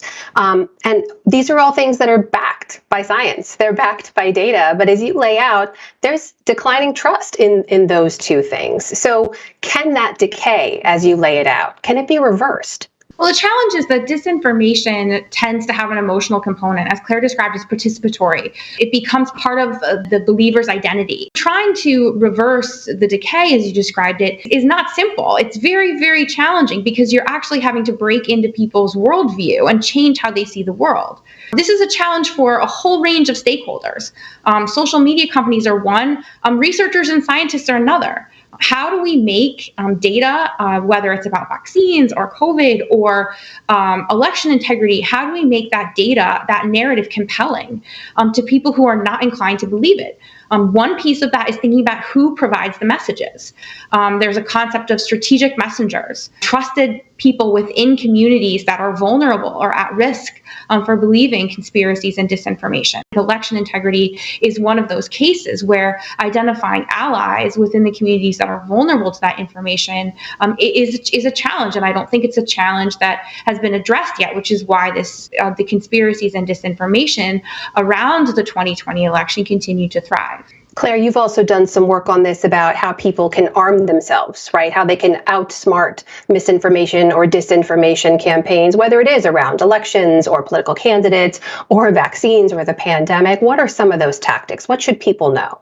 What the research shows is, whilst it's important to have fact checking, what we should be doing is actually, rather than focusing on the individual rumor or conspiracy, teaching people the tactics of those who are trying to manipulate them. Because what the research shows is, whoever you are, whatever your political persuasion or even education level, nobody wants to believe that they're being hoaxed or fooled. So the more that communities can work with each other to teach them, well, if you see a text message that says, my brother works for the government and he's telling me ...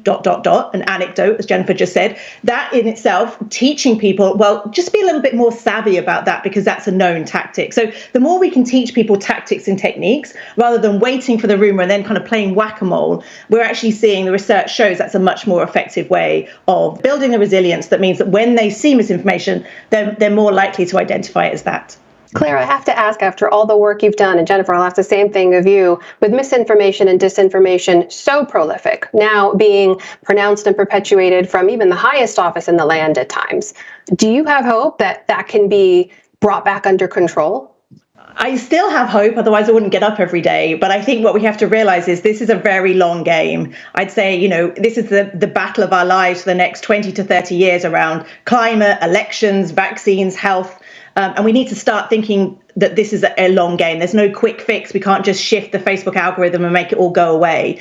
Jennifer, what about you? I agree with Claire. I think it's important to recognize that this The challenge that we face now has evolved over several decades, and it's going to take just as long to figure out a way to manage the situation. So really thinking about this from a holistic perspective, and understanding that whatever future we work to, that's hopefully better than what we face today. It's not going to look the same as 20 or 30 years ago. The goal isn't to put the cat back in the bag.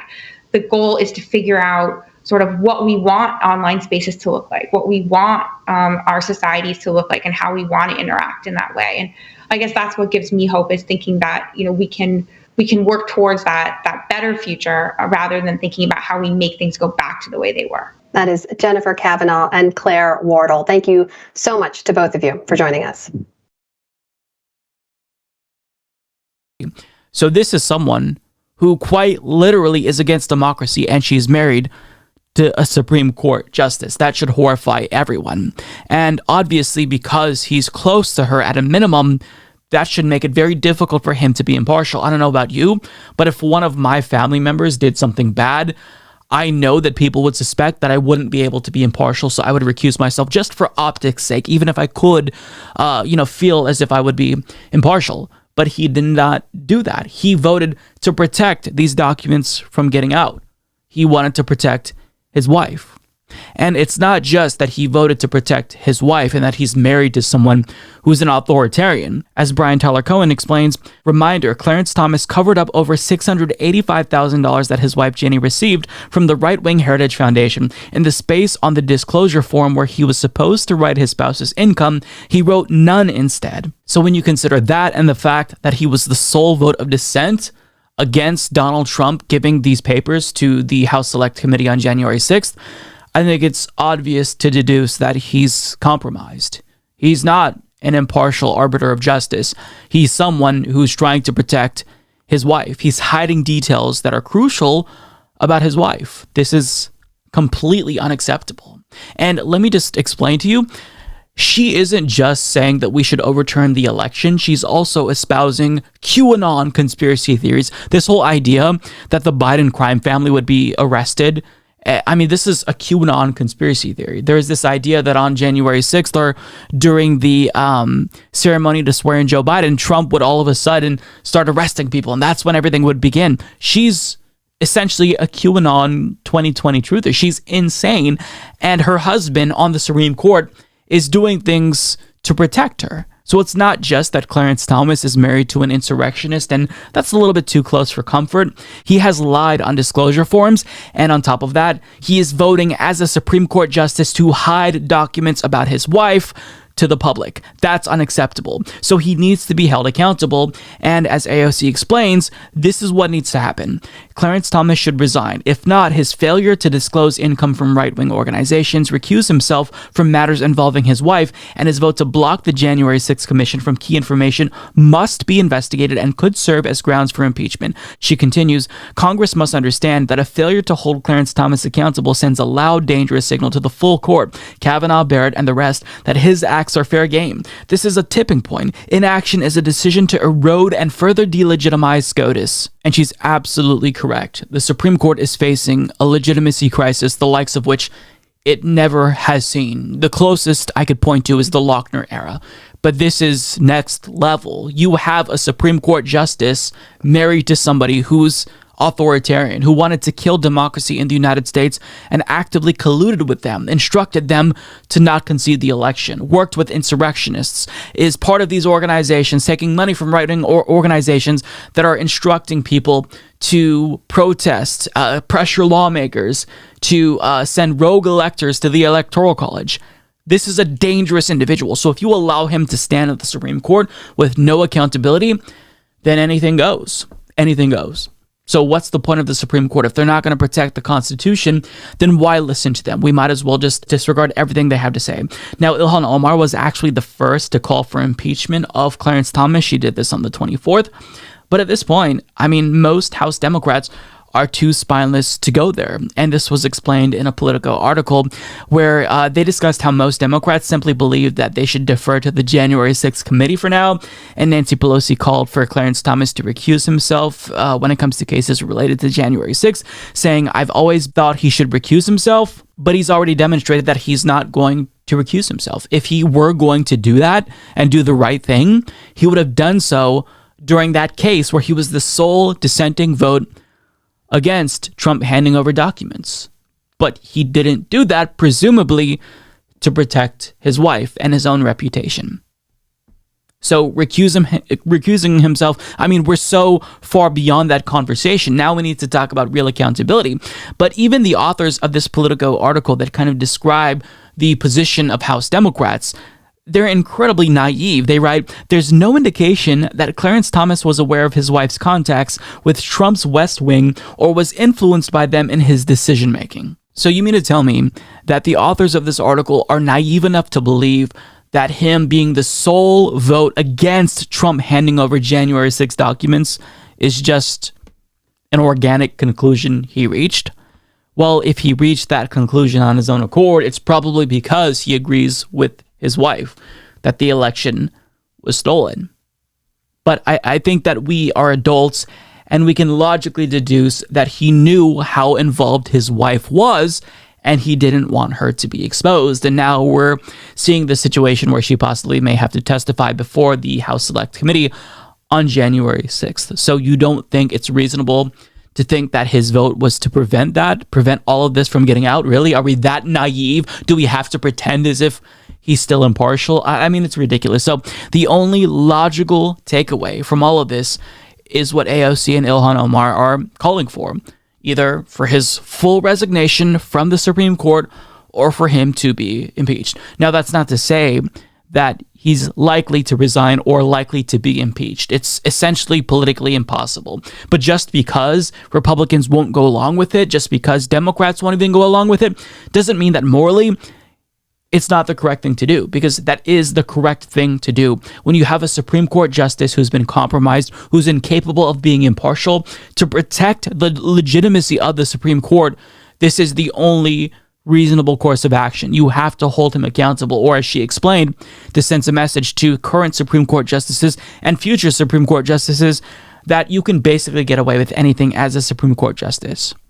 And that's not okay. So if you want to protect the Supreme Court and by extension protect the Constitution, he has to resign or be impeached. And at a minimum, House Democrats and Senate Democrats should be calling for this, because if you let him get away with this, then nothing matters. You could just be openly corrupt in the United States as a government official and there'll be no repercussions. I mean, I thought that we're supposed to respect the Constitution and rule of law, and yet Clarence Thomas can work to protect an insurrectionist he's married to, and nothing? No, I reject that. He should be impeached, and anyone who's not calling for it, in my opinion, is a coward.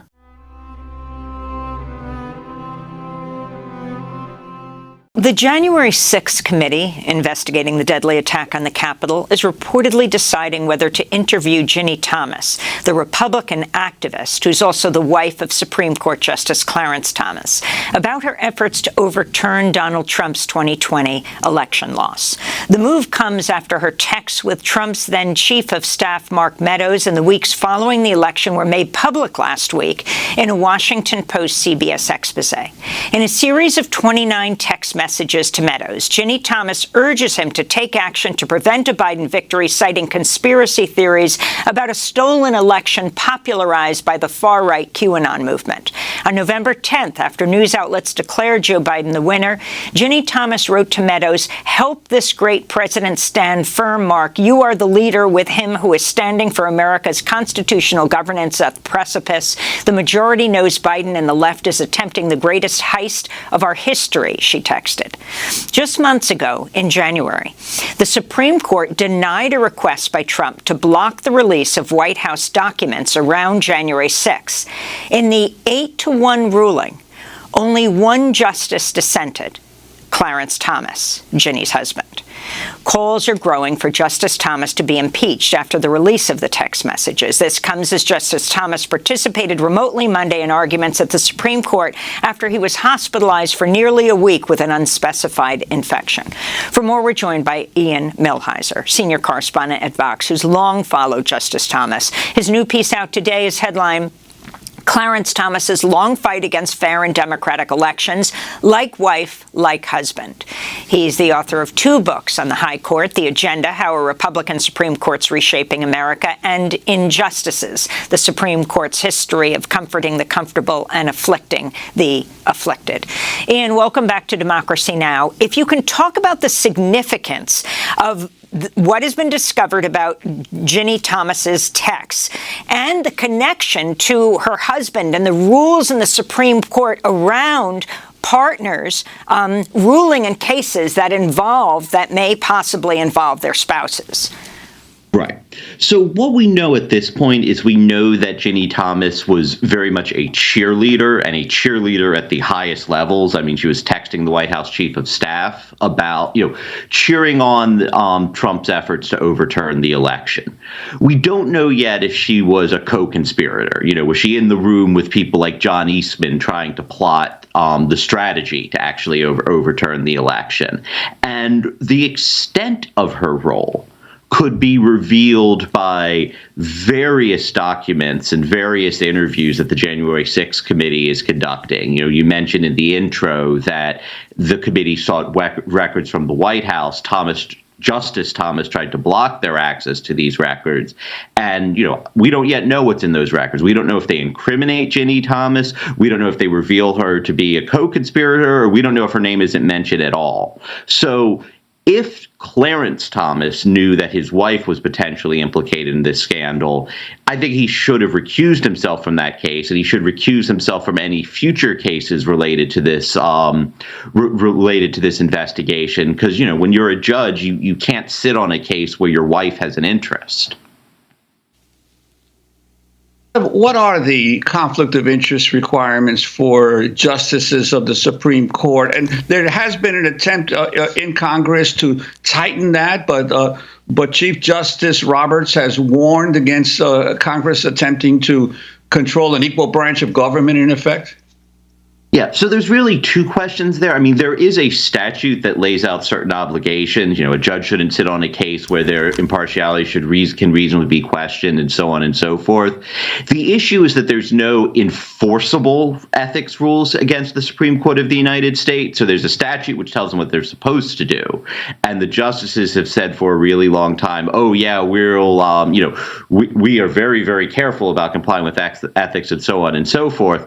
But ultimately, it's up to each individual justice. And I mean, this is the overarching problem we're having with the Supreme Court right now, is when this body gets out of line, when it gets overly partisan, when it starts ignoring the law, there really isn't a good method to rein in a rogue Supreme Court. I mean, there's impeachment, but impeachment takes 67 votes. We couldn't even successfully impeach Donald Trump after Donald Trump, cheered on an attack on the Capitol.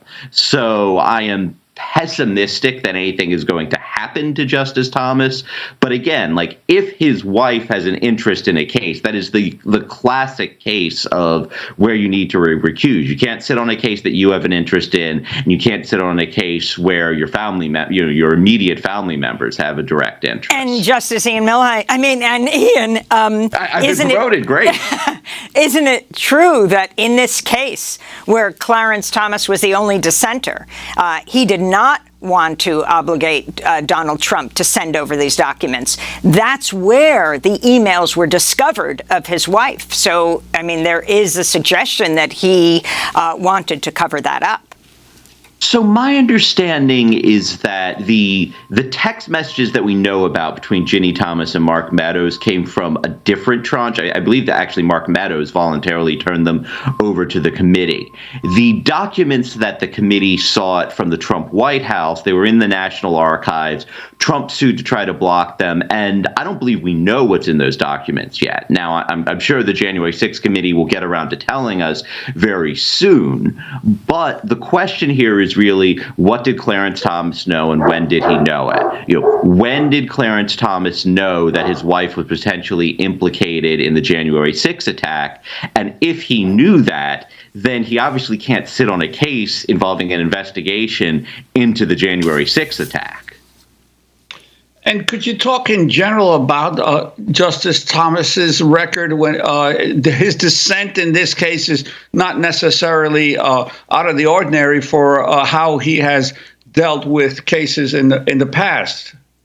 Yeah, no, that's right. I mean, if I didn't know about Ginny Thomas's involvement, I still wouldn't be surprised by the vote that Clarence Thomas cast in that one case, because he's consistently been a strong opponent of voting rights laws. He is, the Roberts Court has been awful to the Voting Rights Act. He's wanted to go much further. He is a supporter of a doctrine that would essentially allow state legislatures to ignore their state constitutions when passing election laws. He is a huge opponent of freedom of the press. He wants to overturn a case called New York Times v. Sullivan that protects reporters from malicious libel suits that seek to bankrupt their outlets. And he just doesn't believe that the legislature should, have the authority to make laws. He thinks that federal child labor laws are unconstitutional. He thinks that the ban on whites-only lunch counters is unconstitutional. He thinks that the minimum wage is unconstitutional. This is simply a man who does not believe in democracy. And so I'm not at all surprised to learn that he is married to a woman who apparently also does not have a very strong attachment to democracy.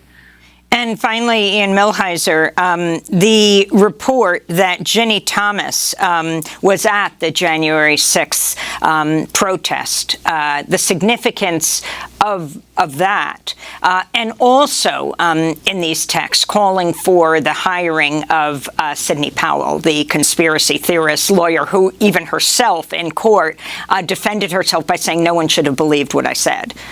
Right. Yeah. I mean, the fact that she was recommending potential legal counsel certainly suggests that she may have played a larger role.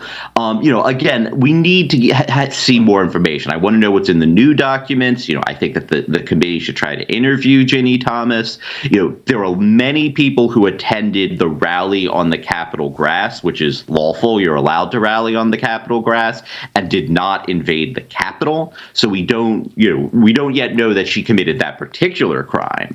But again, what we need here is we need more information. We don't know yet if Ginny Thomas has done anything criminal. We don't even know whether she was involved in any of the planning. What we do know so far is that, this wife of a Supreme Court justice was a cheerleader of this coup attempt.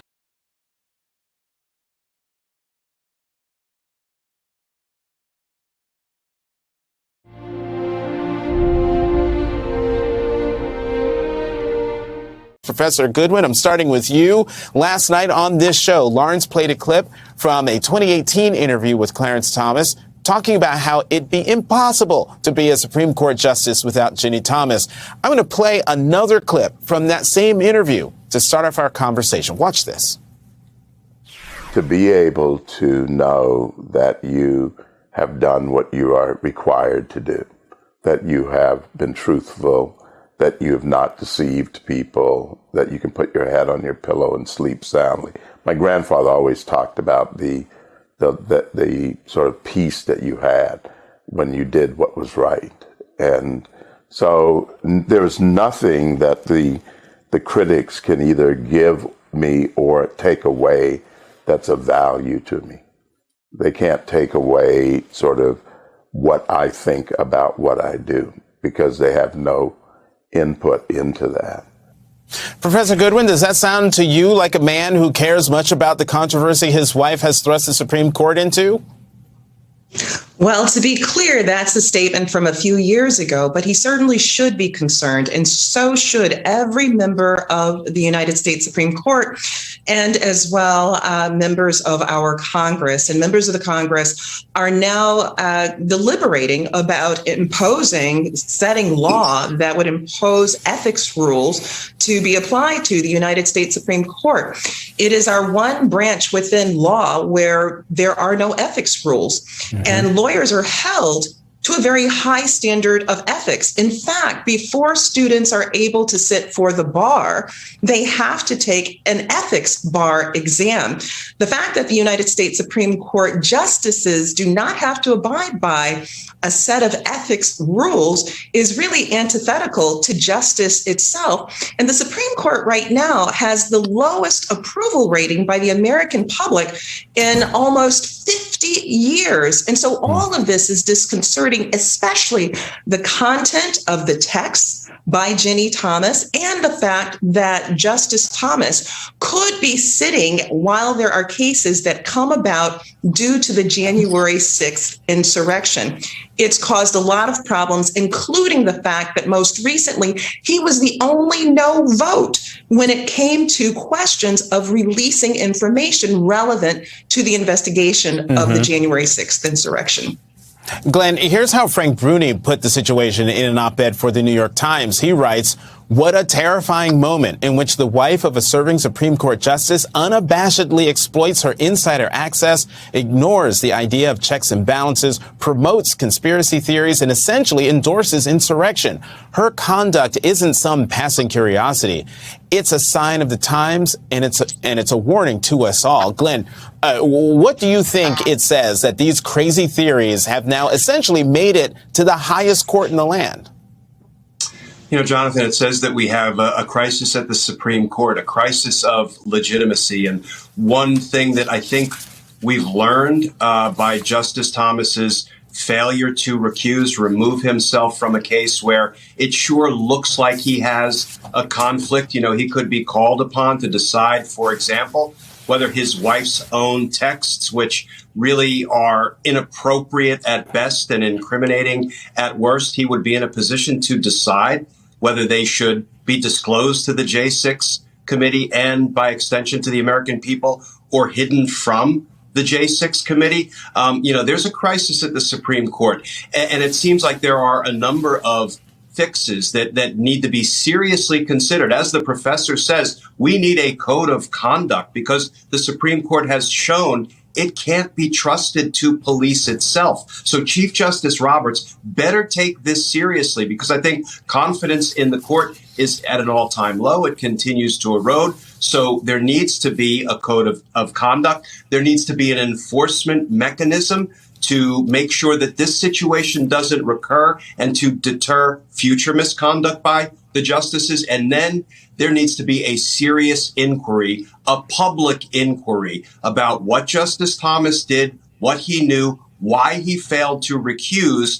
And I'm not saying let's rush to impeachment, but I am saying let's rush to transparency so the American people can see what went on and can see that the institution is taking seriously the need to fix this problem. Well, Professor Goodwin, let's talk more about the transparency that you have both mentioned. I mean, Chief Justice Roberts, this talk about Congress adopting a code of ethics for the Supreme Court. That's not likely to go over well with the Chief Justice, because here's what he wrote in his year-end report. The judiciary's power to manage its internal affairs insulates courts from inappropriate political influence and is crucial to preserving public trust in its work as a separate and co-equal branch of government. What do you think Roberts is going to do here, particularly with him not being able to force Thomas to do anything he doesn't want to do?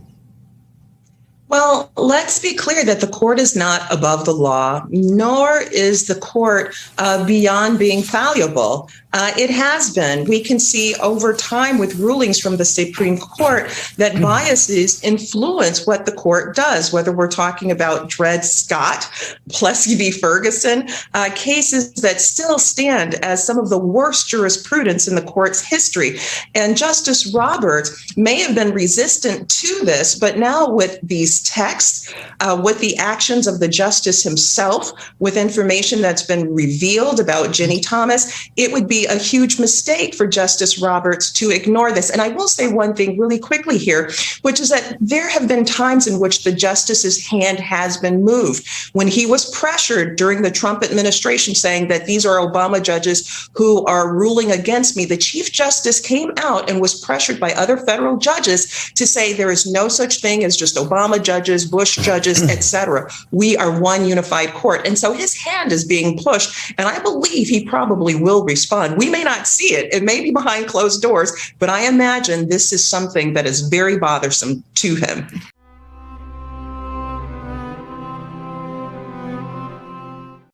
The historic confirmation hearings for the first black woman Supreme Court nominee were mired in misogyny, racism, and plain old bananery.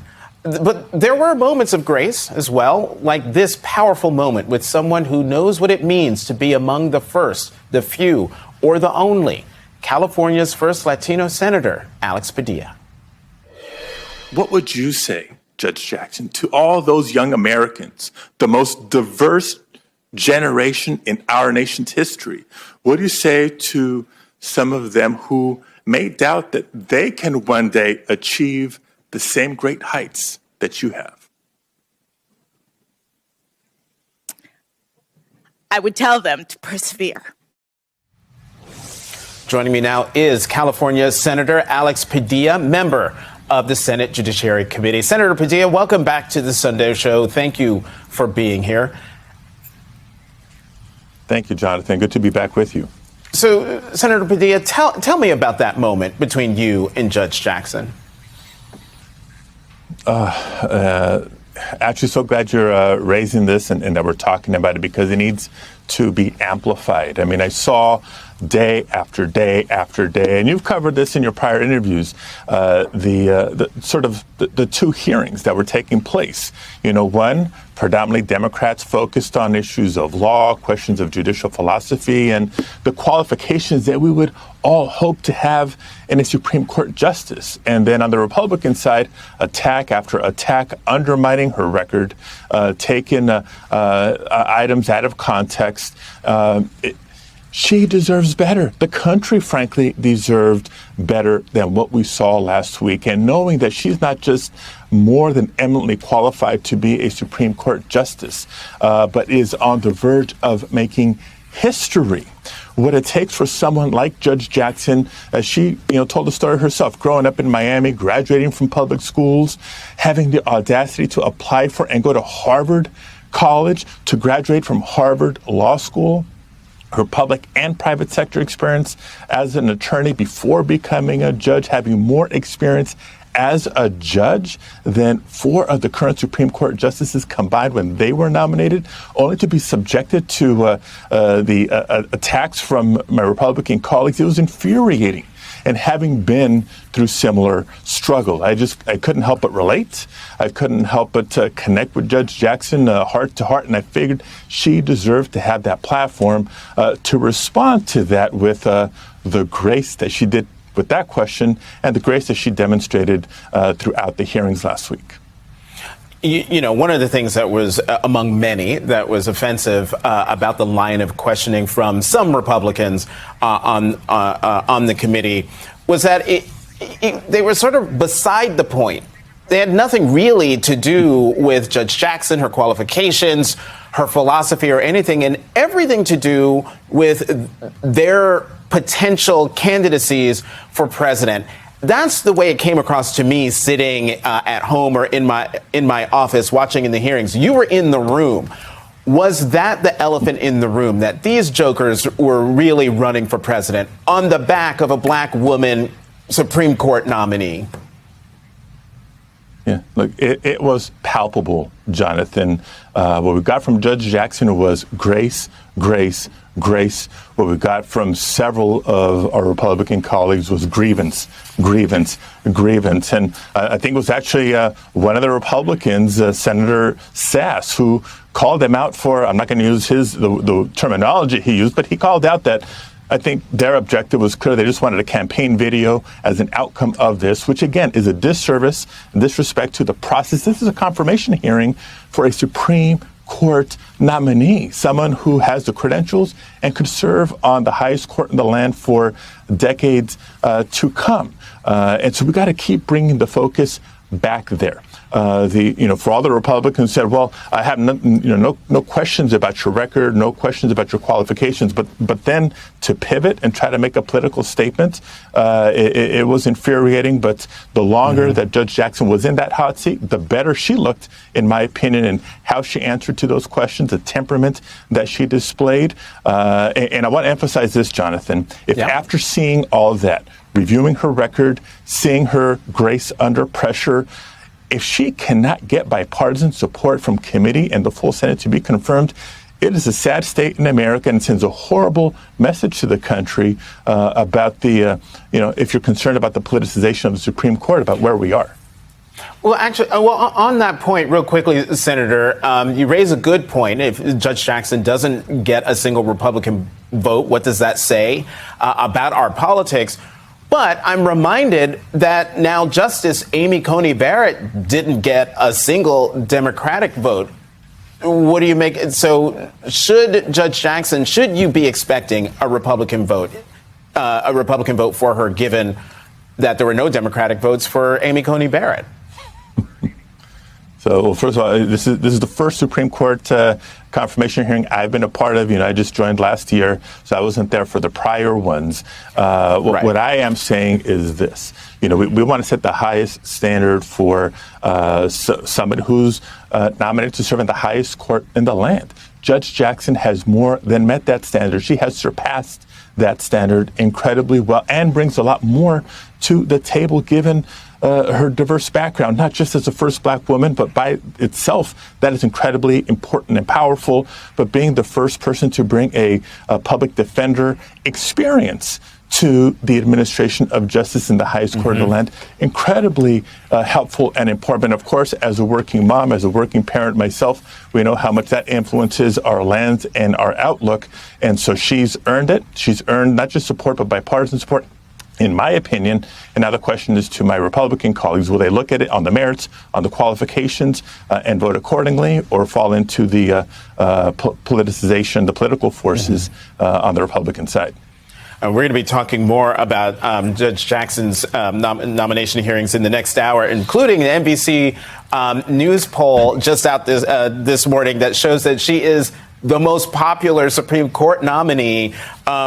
Look, you can see it right there. 36% support her, and the least opposed at 17%. So the rock star nominee with support of the American people. Senator Padilla, we're going to have to let it go because we're already 2 minutes. We're already 2 minutes over. Real quick. One last quick thing. She deserves bipartisan support. She's gotten bipartisan support, not once, in the past, not twice, 3 times. Having been confirmed in the past with bipartisan support.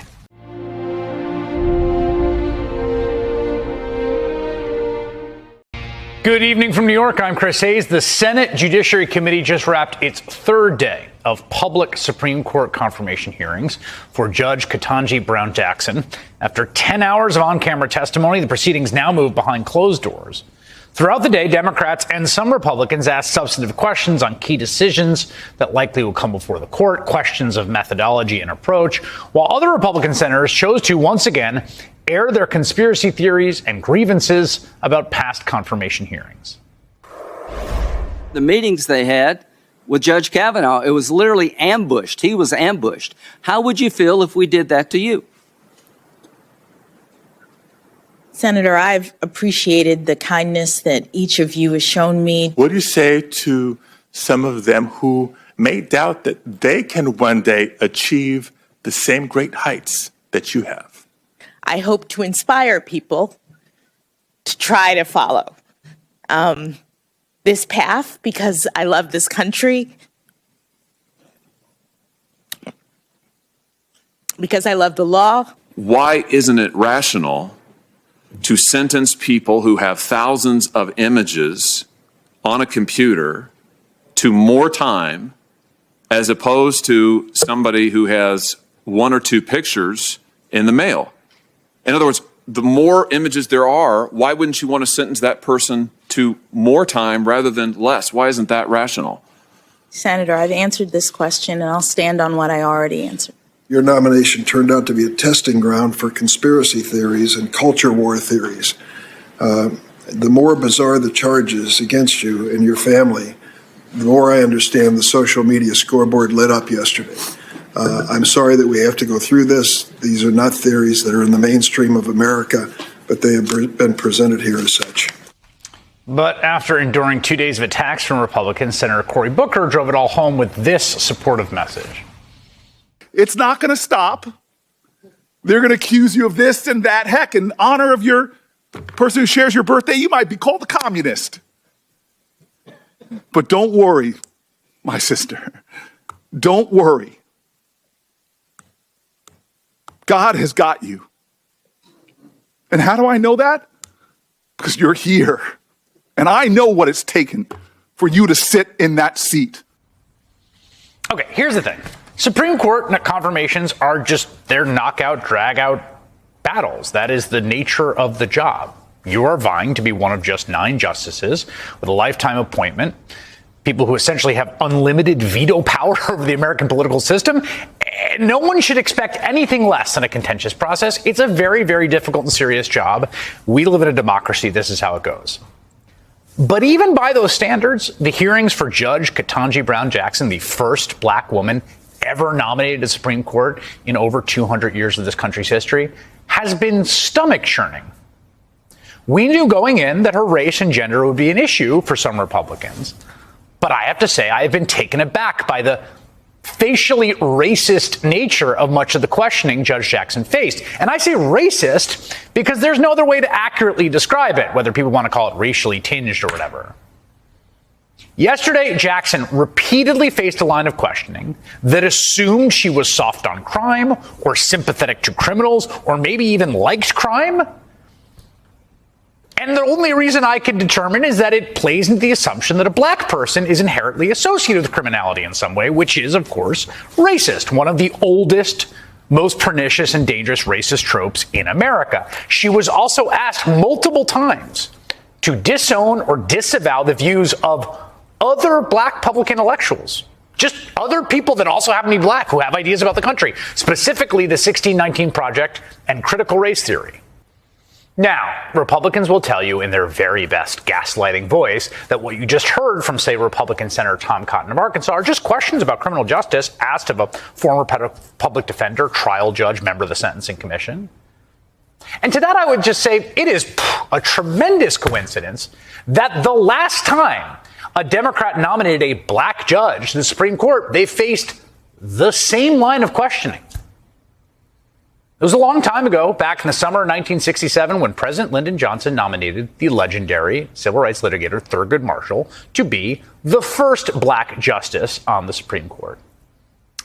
2 Southern Democrats, Judiciary Committee Chair James Eastland of Mississippi, a legendary and notorious figure, and John McClellan of Arkansas teamed up to derail Marshall's nomination with exactly the same kind of racist questioning that presupposes that a black judge is soft on crime. The idea was that Senator McClellan, a former prosecutor, would be able to trip up Judge Marshall with his line of questioning. McClellan first asked Marshall, quote, "I would ask you if you do not agree with me that the mounting incidence of crime in this nation has reached a critical stage." Doesn't that sound familiar? To which Marshall replied, "I agree with you absolutely." And not satisfied, McClellan kept going, quote, "Do you regard crime as having reached proportions where it endangers or jeopardizes the internal security of our country?" Marshall responded in part, quote, "I am as worried as anybody about the mounting rate of crime, but I do not think it has yet reached the point where it cannot be dealt with and dealt with affirmatively."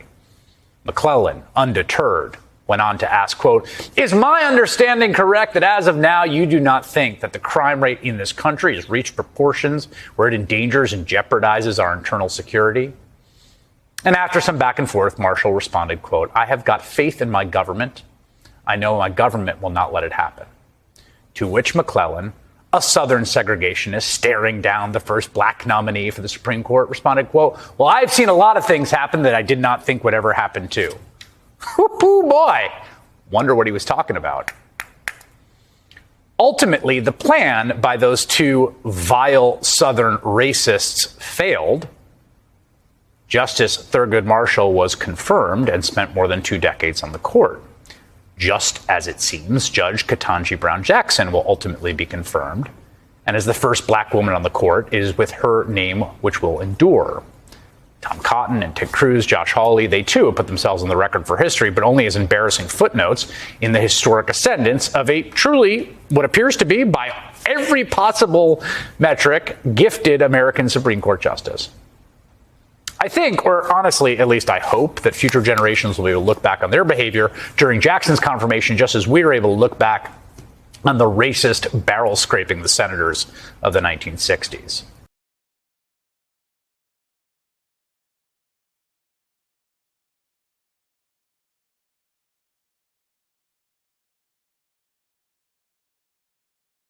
Throughout U.S. history, the law has been used both to fight against the oppression of black people, but also has been used as a way to perpetuate that oppression. And in 19th century America, there was a whole lot of the latter. Counter to what you may have been told, the law is not colorblind. It is not neutral. Many laws and court rulings were not enacted in objective ways, but in ways that were specifically and intentionally designed to maintain black Americans as second-class citizens, that is, if they were going to even be considered as citizens at all. Today, we're going to look at a landmark case in the Supreme Court that, in 1896, codified and formalized racial segregation. The case was Plessy v. Ferguson, and its consequences would have a decades-long impact on the social fabric of American life. Plessy v. Ferguson determined that black Americans could be kept separate from white Americans in public spaces and facilities under the premise, the false premise, that those facilities were actually equal. It legalized segregation and legitimized the racist laws that former Confederates had passed in many of the southern states. At the center of the case was Homer Plessy, a shoemaker born around the time of the Civil War in New Orleans, Louisiana. And what many people don't know about Plessy is that, technically, he was only 1/8 black. If you saw him on the street or on a train, you might be surprised to know that he was considered a black man. This is how race began to function in the United States, what people referred to as the one-drop rule. The idea that if you had one drop of African blood, you were considered black. It's important to note here, though, that there is no such thing as black blood or white blood or blood of any color other than red. Race, you always have to remember, is a social construct. It was made up, and it was made up specifically to create and maintain the artificial demarcations of power, the power that allowed someone to enforce absurd laws like these. But I digress. Anyway, there were many mixed-race people like Plessy in New Orleans, and there still are. I should know. I'm from there. Louisiana, at this time, was a state that was very different from the others in that it was thoroughly multiracial. Due to the multiple groups of colonists that settled in the region from a wide variety of different nations, it was not uncommon for individuals to be racially mixed with French, English, Spanish, Black, and Native American. In addition to that, early 19th century New Orleans also had a large free Black population, many of whom were professionals, and they were able to integrate into society relatively well. They could choose the schools they wanted to go to, marry who they chose, and almost live a life that, on the surface, made it seem like free Black people were as free as any white person. But this wouldn't last, and the government made it a priority to put Black Americans in their place. As a result, Black people, as they have for centuries, resorted to activism to attempt to build the sort of society that they deserve to live in. And Homer Plessy was involved in that activism directly. Plessy was the vice president of the Justice, Protective, Educational, and Social Club. Their goal was to improve the New Orleans public education system. And even though New Orleans was traditionally relatively integrated not long after the end of Reconstruction, white supremacy started to rear its ugly head. A new law called the Separate Car Act of 1890 was passed in Louisiana and segregated railroad cars by race. But the Black activist community in New Orleans refused to let an act like that go unchallenged. Let's go to the thought bubble. Pulling from activism tactics that had been used in other southern cities, local activists of color, called the Committee of Citizens, started to organize a protest against this law. They hoped to use it as a test case in the court system against what they saw as an explicitly unjust law. This wasn't a random act of civil disobedience. This was a well-orchestrated plan. The railroad company was made aware of Plessy's race prior to him showing up to the station. The Committee of Citizens even hired a private detective who had the power to arrest him specifically for violating the Separate Car Act and not some other law. This way, they could make sure they were challenging that specific law in court. The plan was for Plessy to sit down in the whites-only section of the train, and for the detective to arrest, detain, and charge him. And that's what happened. So in 1892, Plessy boarded a whites-only car on the East Louisiana Railroad. When the conductor approached him and asked him about his race, he explained that he was 1/8 black and refused to move to the colored-only section. The aforementioned detective then removed Plessy from the train and arrested him. This was all according to the Committee of Citizens' plan, and they were there ready to bail him out. Plessy had done his job. The next step was for them to challenge the Separate Car Act of 1890 in court. Thanks, Thought Bubble. Plessy was ultimately charged for the crime of sitting in a whites-only car. That decision was upheld in the state court, but the legal question made its way to the Supreme Court. And this was a really, really big deal. The case's appeal to the Supreme Court showed how seriously the Committee of Citizens took the issue because they pushed for the appeal. And most importantly, just like today, when cases go to the Supreme Court, it's because the court believes that there is something important for them to say about the issue. They want to make a national statement and possibly set a new precedent. And boy, did they ever. Plessy's lawyers argued that the Louisiana segregation laws violated his 13th and 14th Amendment rights. You might remember them as two of the Reconstruction Amendments which were passed after the Civil War to enfranchise Black Americans.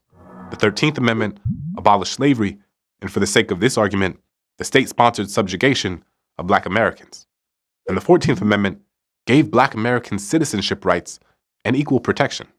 Plessy's lawyers also argued that the Separate Car Act in Louisiana reinforced the false idea that white Americans were superior to Black Americans. Well, the Supreme Court rejected all of these arguments. Basically, they argued the legal question about whether Louisiana law promoted Black American inferiority wasn't relevant. And infamously, the Supreme Court also stated that separate facilities mandated by law were actually okay, as long as each race's facilities were equal. Justice Henry Brown said in the opinion, quote, "We consider the underlying fallacy of the plaintiff's argument to consist in the assumption that the enforced separation of the two races stamps the colored race with a badge of inferiority. If this be so, it is not by reason of anything found in the act, but solely because the colored race chooses to put that construction upon it." On the other side, Justice John Marshall Harlan was the only one who dissented, stating that on a functional level, quote, "The white race deems itself to be the dominant race in this country, and that behavior is unconstitutional." He used the term colorblind to describe the Constitution, arguing that the rights in the Constitution apply to everyone.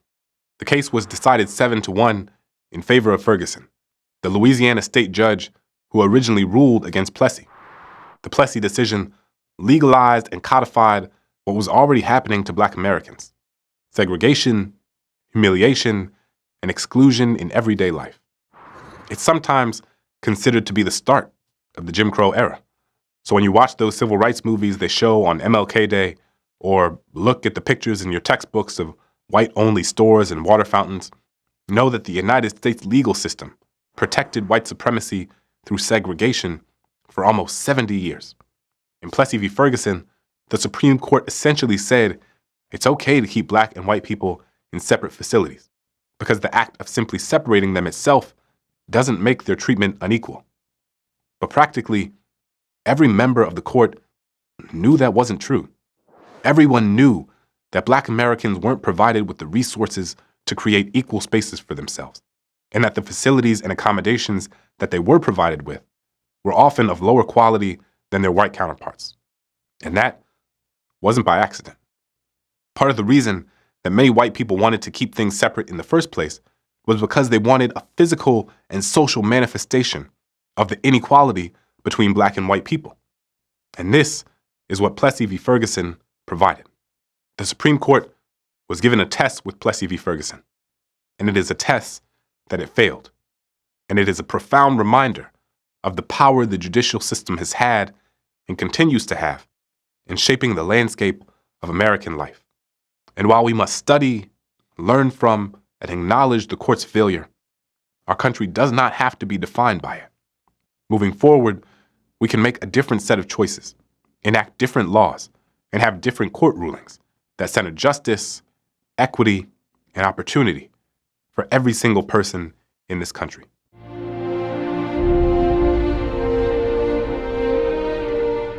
While many Black Americans were being kept from voting because of domestic terrorism and Jim Crow laws, the courtroom became a place where unfair practices could be challenged.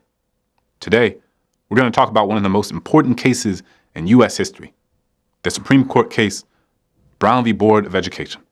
Because Black people often didn't have representation in their state or congressional bodies, it sometimes made changing laws through legislation difficult. But the courts were one avenue through which Black Americans were able to fight for their citizenship rights and feel like they had a chance. When the Constitution was amended to include the Reconstruction Amendments, aka the 13th, 14th, and 15th Amendments, Black Americans were formally made citizens of the United States.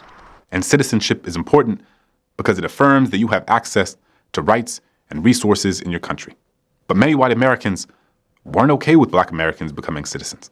They benefited from Black Americans not having the same protections and resources that they did. And so white Americans created Jim Crow laws that implemented segregation and hindered Black Americans' right to vote. We'll talk more about the civil rights movement and the fight to vote in a few more episodes. But segregation is an important place to start.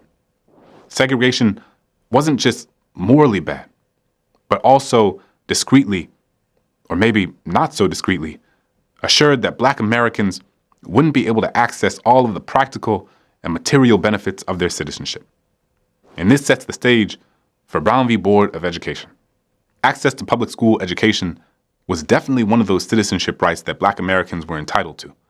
But white Americans used Jim Crow laws and the Plessy v. Ferguson decision, which stated that separate but equal schools made segregation okay, to justify keeping the races separate. But the reality was that separate was rarely equal. Many schools for Black students were severely underfunded, had outdated materials, and were just generally dilapidated. Schools for white students, on the other hand, often had drastically better resources. The injustice was clear, and Black Americans started organizing to get their Black students the education and resources that they deserved. The National Association for the Advancement of Colored People had their eyes on the issue of school segregation way back in the 1930s, when they commissioned the Margold Report. The report ran over 200 pages, and half of them dealt directly with segregation in schools. During that time, the NAACP had some small victories for equal education in public colleges and universities, but when it came to elementary and secondary schools, segregationists just wouldn't budge. But Brown v. Board of Education happened in the 1950s. So why are we talking about the 1930s? Well, things in the courts can take a long time, and the NAACP was playing the long game. The execution of their plan took about 20 years, starting with the leadership of Charles Hamilton Houston, a Harvard graduate and the director of the NAACP's legal strategy.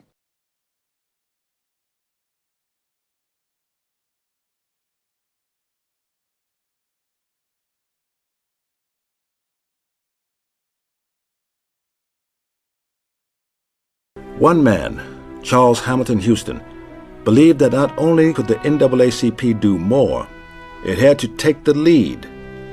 In 1935, he left his job as the dean of the prestigious law school at Howard University to become the NAACP's first full-time salaried legal counsel in 20 years. Charles Hamilton Houston went to South Carolina with a movie camera and would film county by county the black school and the white school. And it was just this visual essay in inequality, but inequality doesn't even describe it. I mean, just the awful conditions that young black children went to school under. I mean, they had schoolhouses where there were cracks in the wall, they were crowded together on benches. And then the white school in the same county would be a brick structure, 2 stories, basketball court. I mean, it was just so clearly unequal. And he would use that to show in the North, to kind of get support for the campaign and really put a face on what segregation meant. There were still people, even the NAACP, who thought that black people simply had to improve their own worlds and to make them sort of somehow better and more sustainable. Houston said it won't work that way. We have to basically integrate ourselves into all of the public goods and public resources that are around us. And until we do that, we're going to always be considered inferior. Discrimination in education is symbolic of all the more drastic discriminations which Negroes suffer in American life. And these apparent senseless discriminations in education against Negroes have a very definite objective on the part of the ruling whites: to curb the young blacks and prepare them to accept an inferior position in American life without protest or struggle. The discriminations practiced against the Negro are no accident. Charles Houston. Houston was convinced that the battle for civil rights had to be won in the schools, but would have to be fought in the courts. Houston knew that the Constitution, properly understood and rightly applied, would give black Americans the freedom they were fighting for. So he took the fight to the courts. My grandfather saw the courts as the ideal way to achieve equality, because if you fought that fight and you won, well, then it would be a legitimate victory, and it would be one that would be recognized by everyone and would have the weight of authority behind it.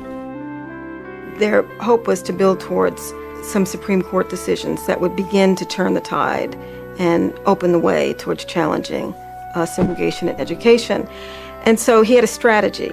Charles Houston, having his training from Harvard Law School, understood that judges are not going to make decisions that will overturn rulings having to do with constitutional interpretation unless absolutely necessary. So it was Charles Houston who became the strategist and the architect for a campaign that would gradually dismantle the precedent of Plessy versus Ferguson, the 1896 separate but equal doctrine. So they began to carefully pick cases that they would litigate, pick cases to win. And cases to establish precedent.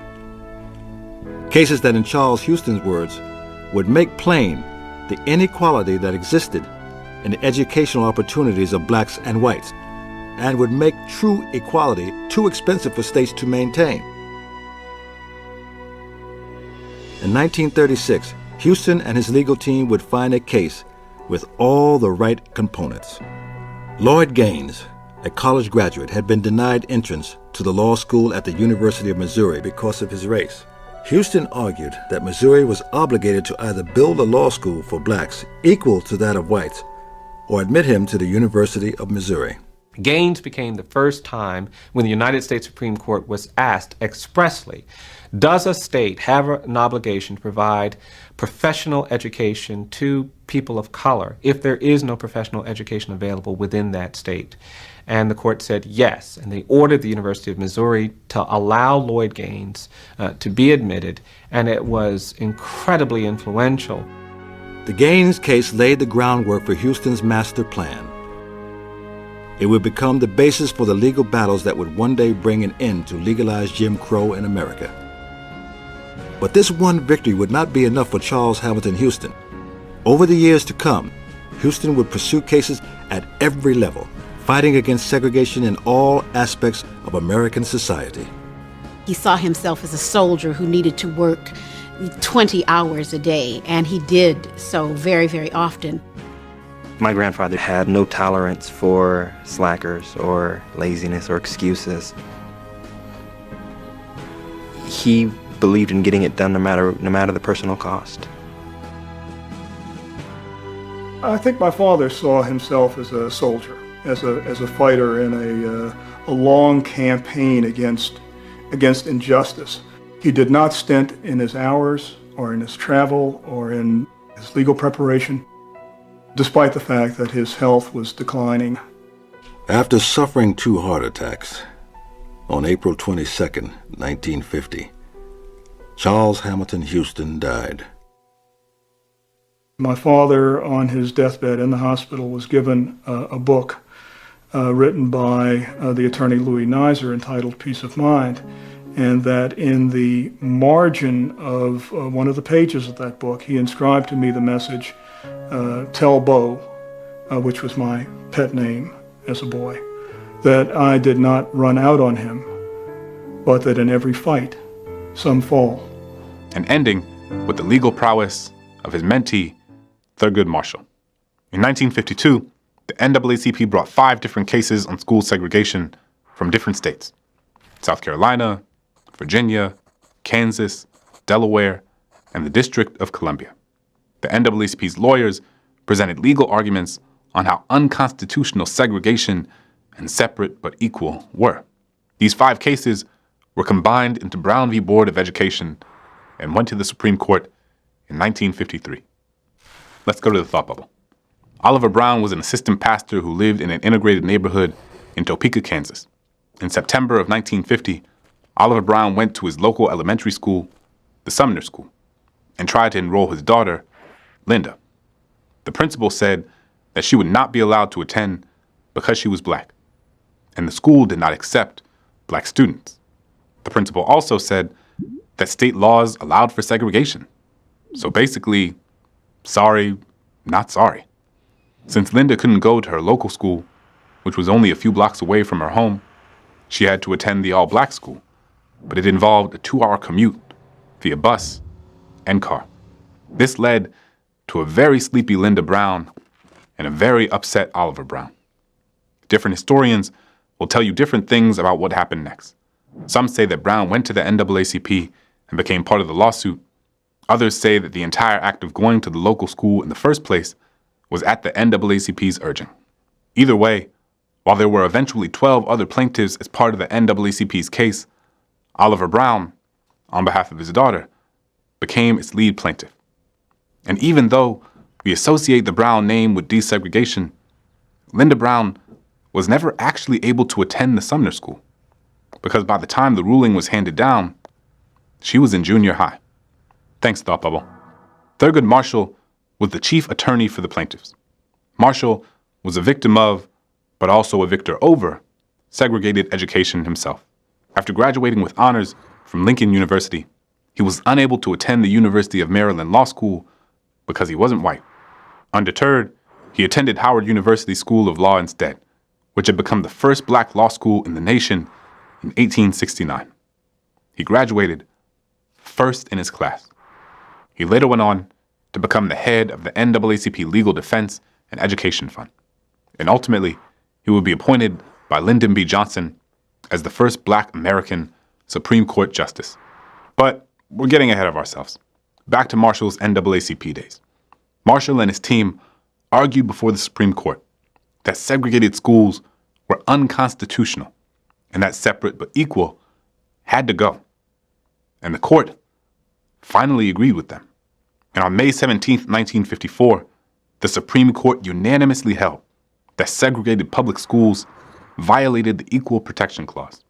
In his decision, Chief Justice Earl Warren said, quote, "We conclude that in the field of public education, the doctrine of separate but equal has no place.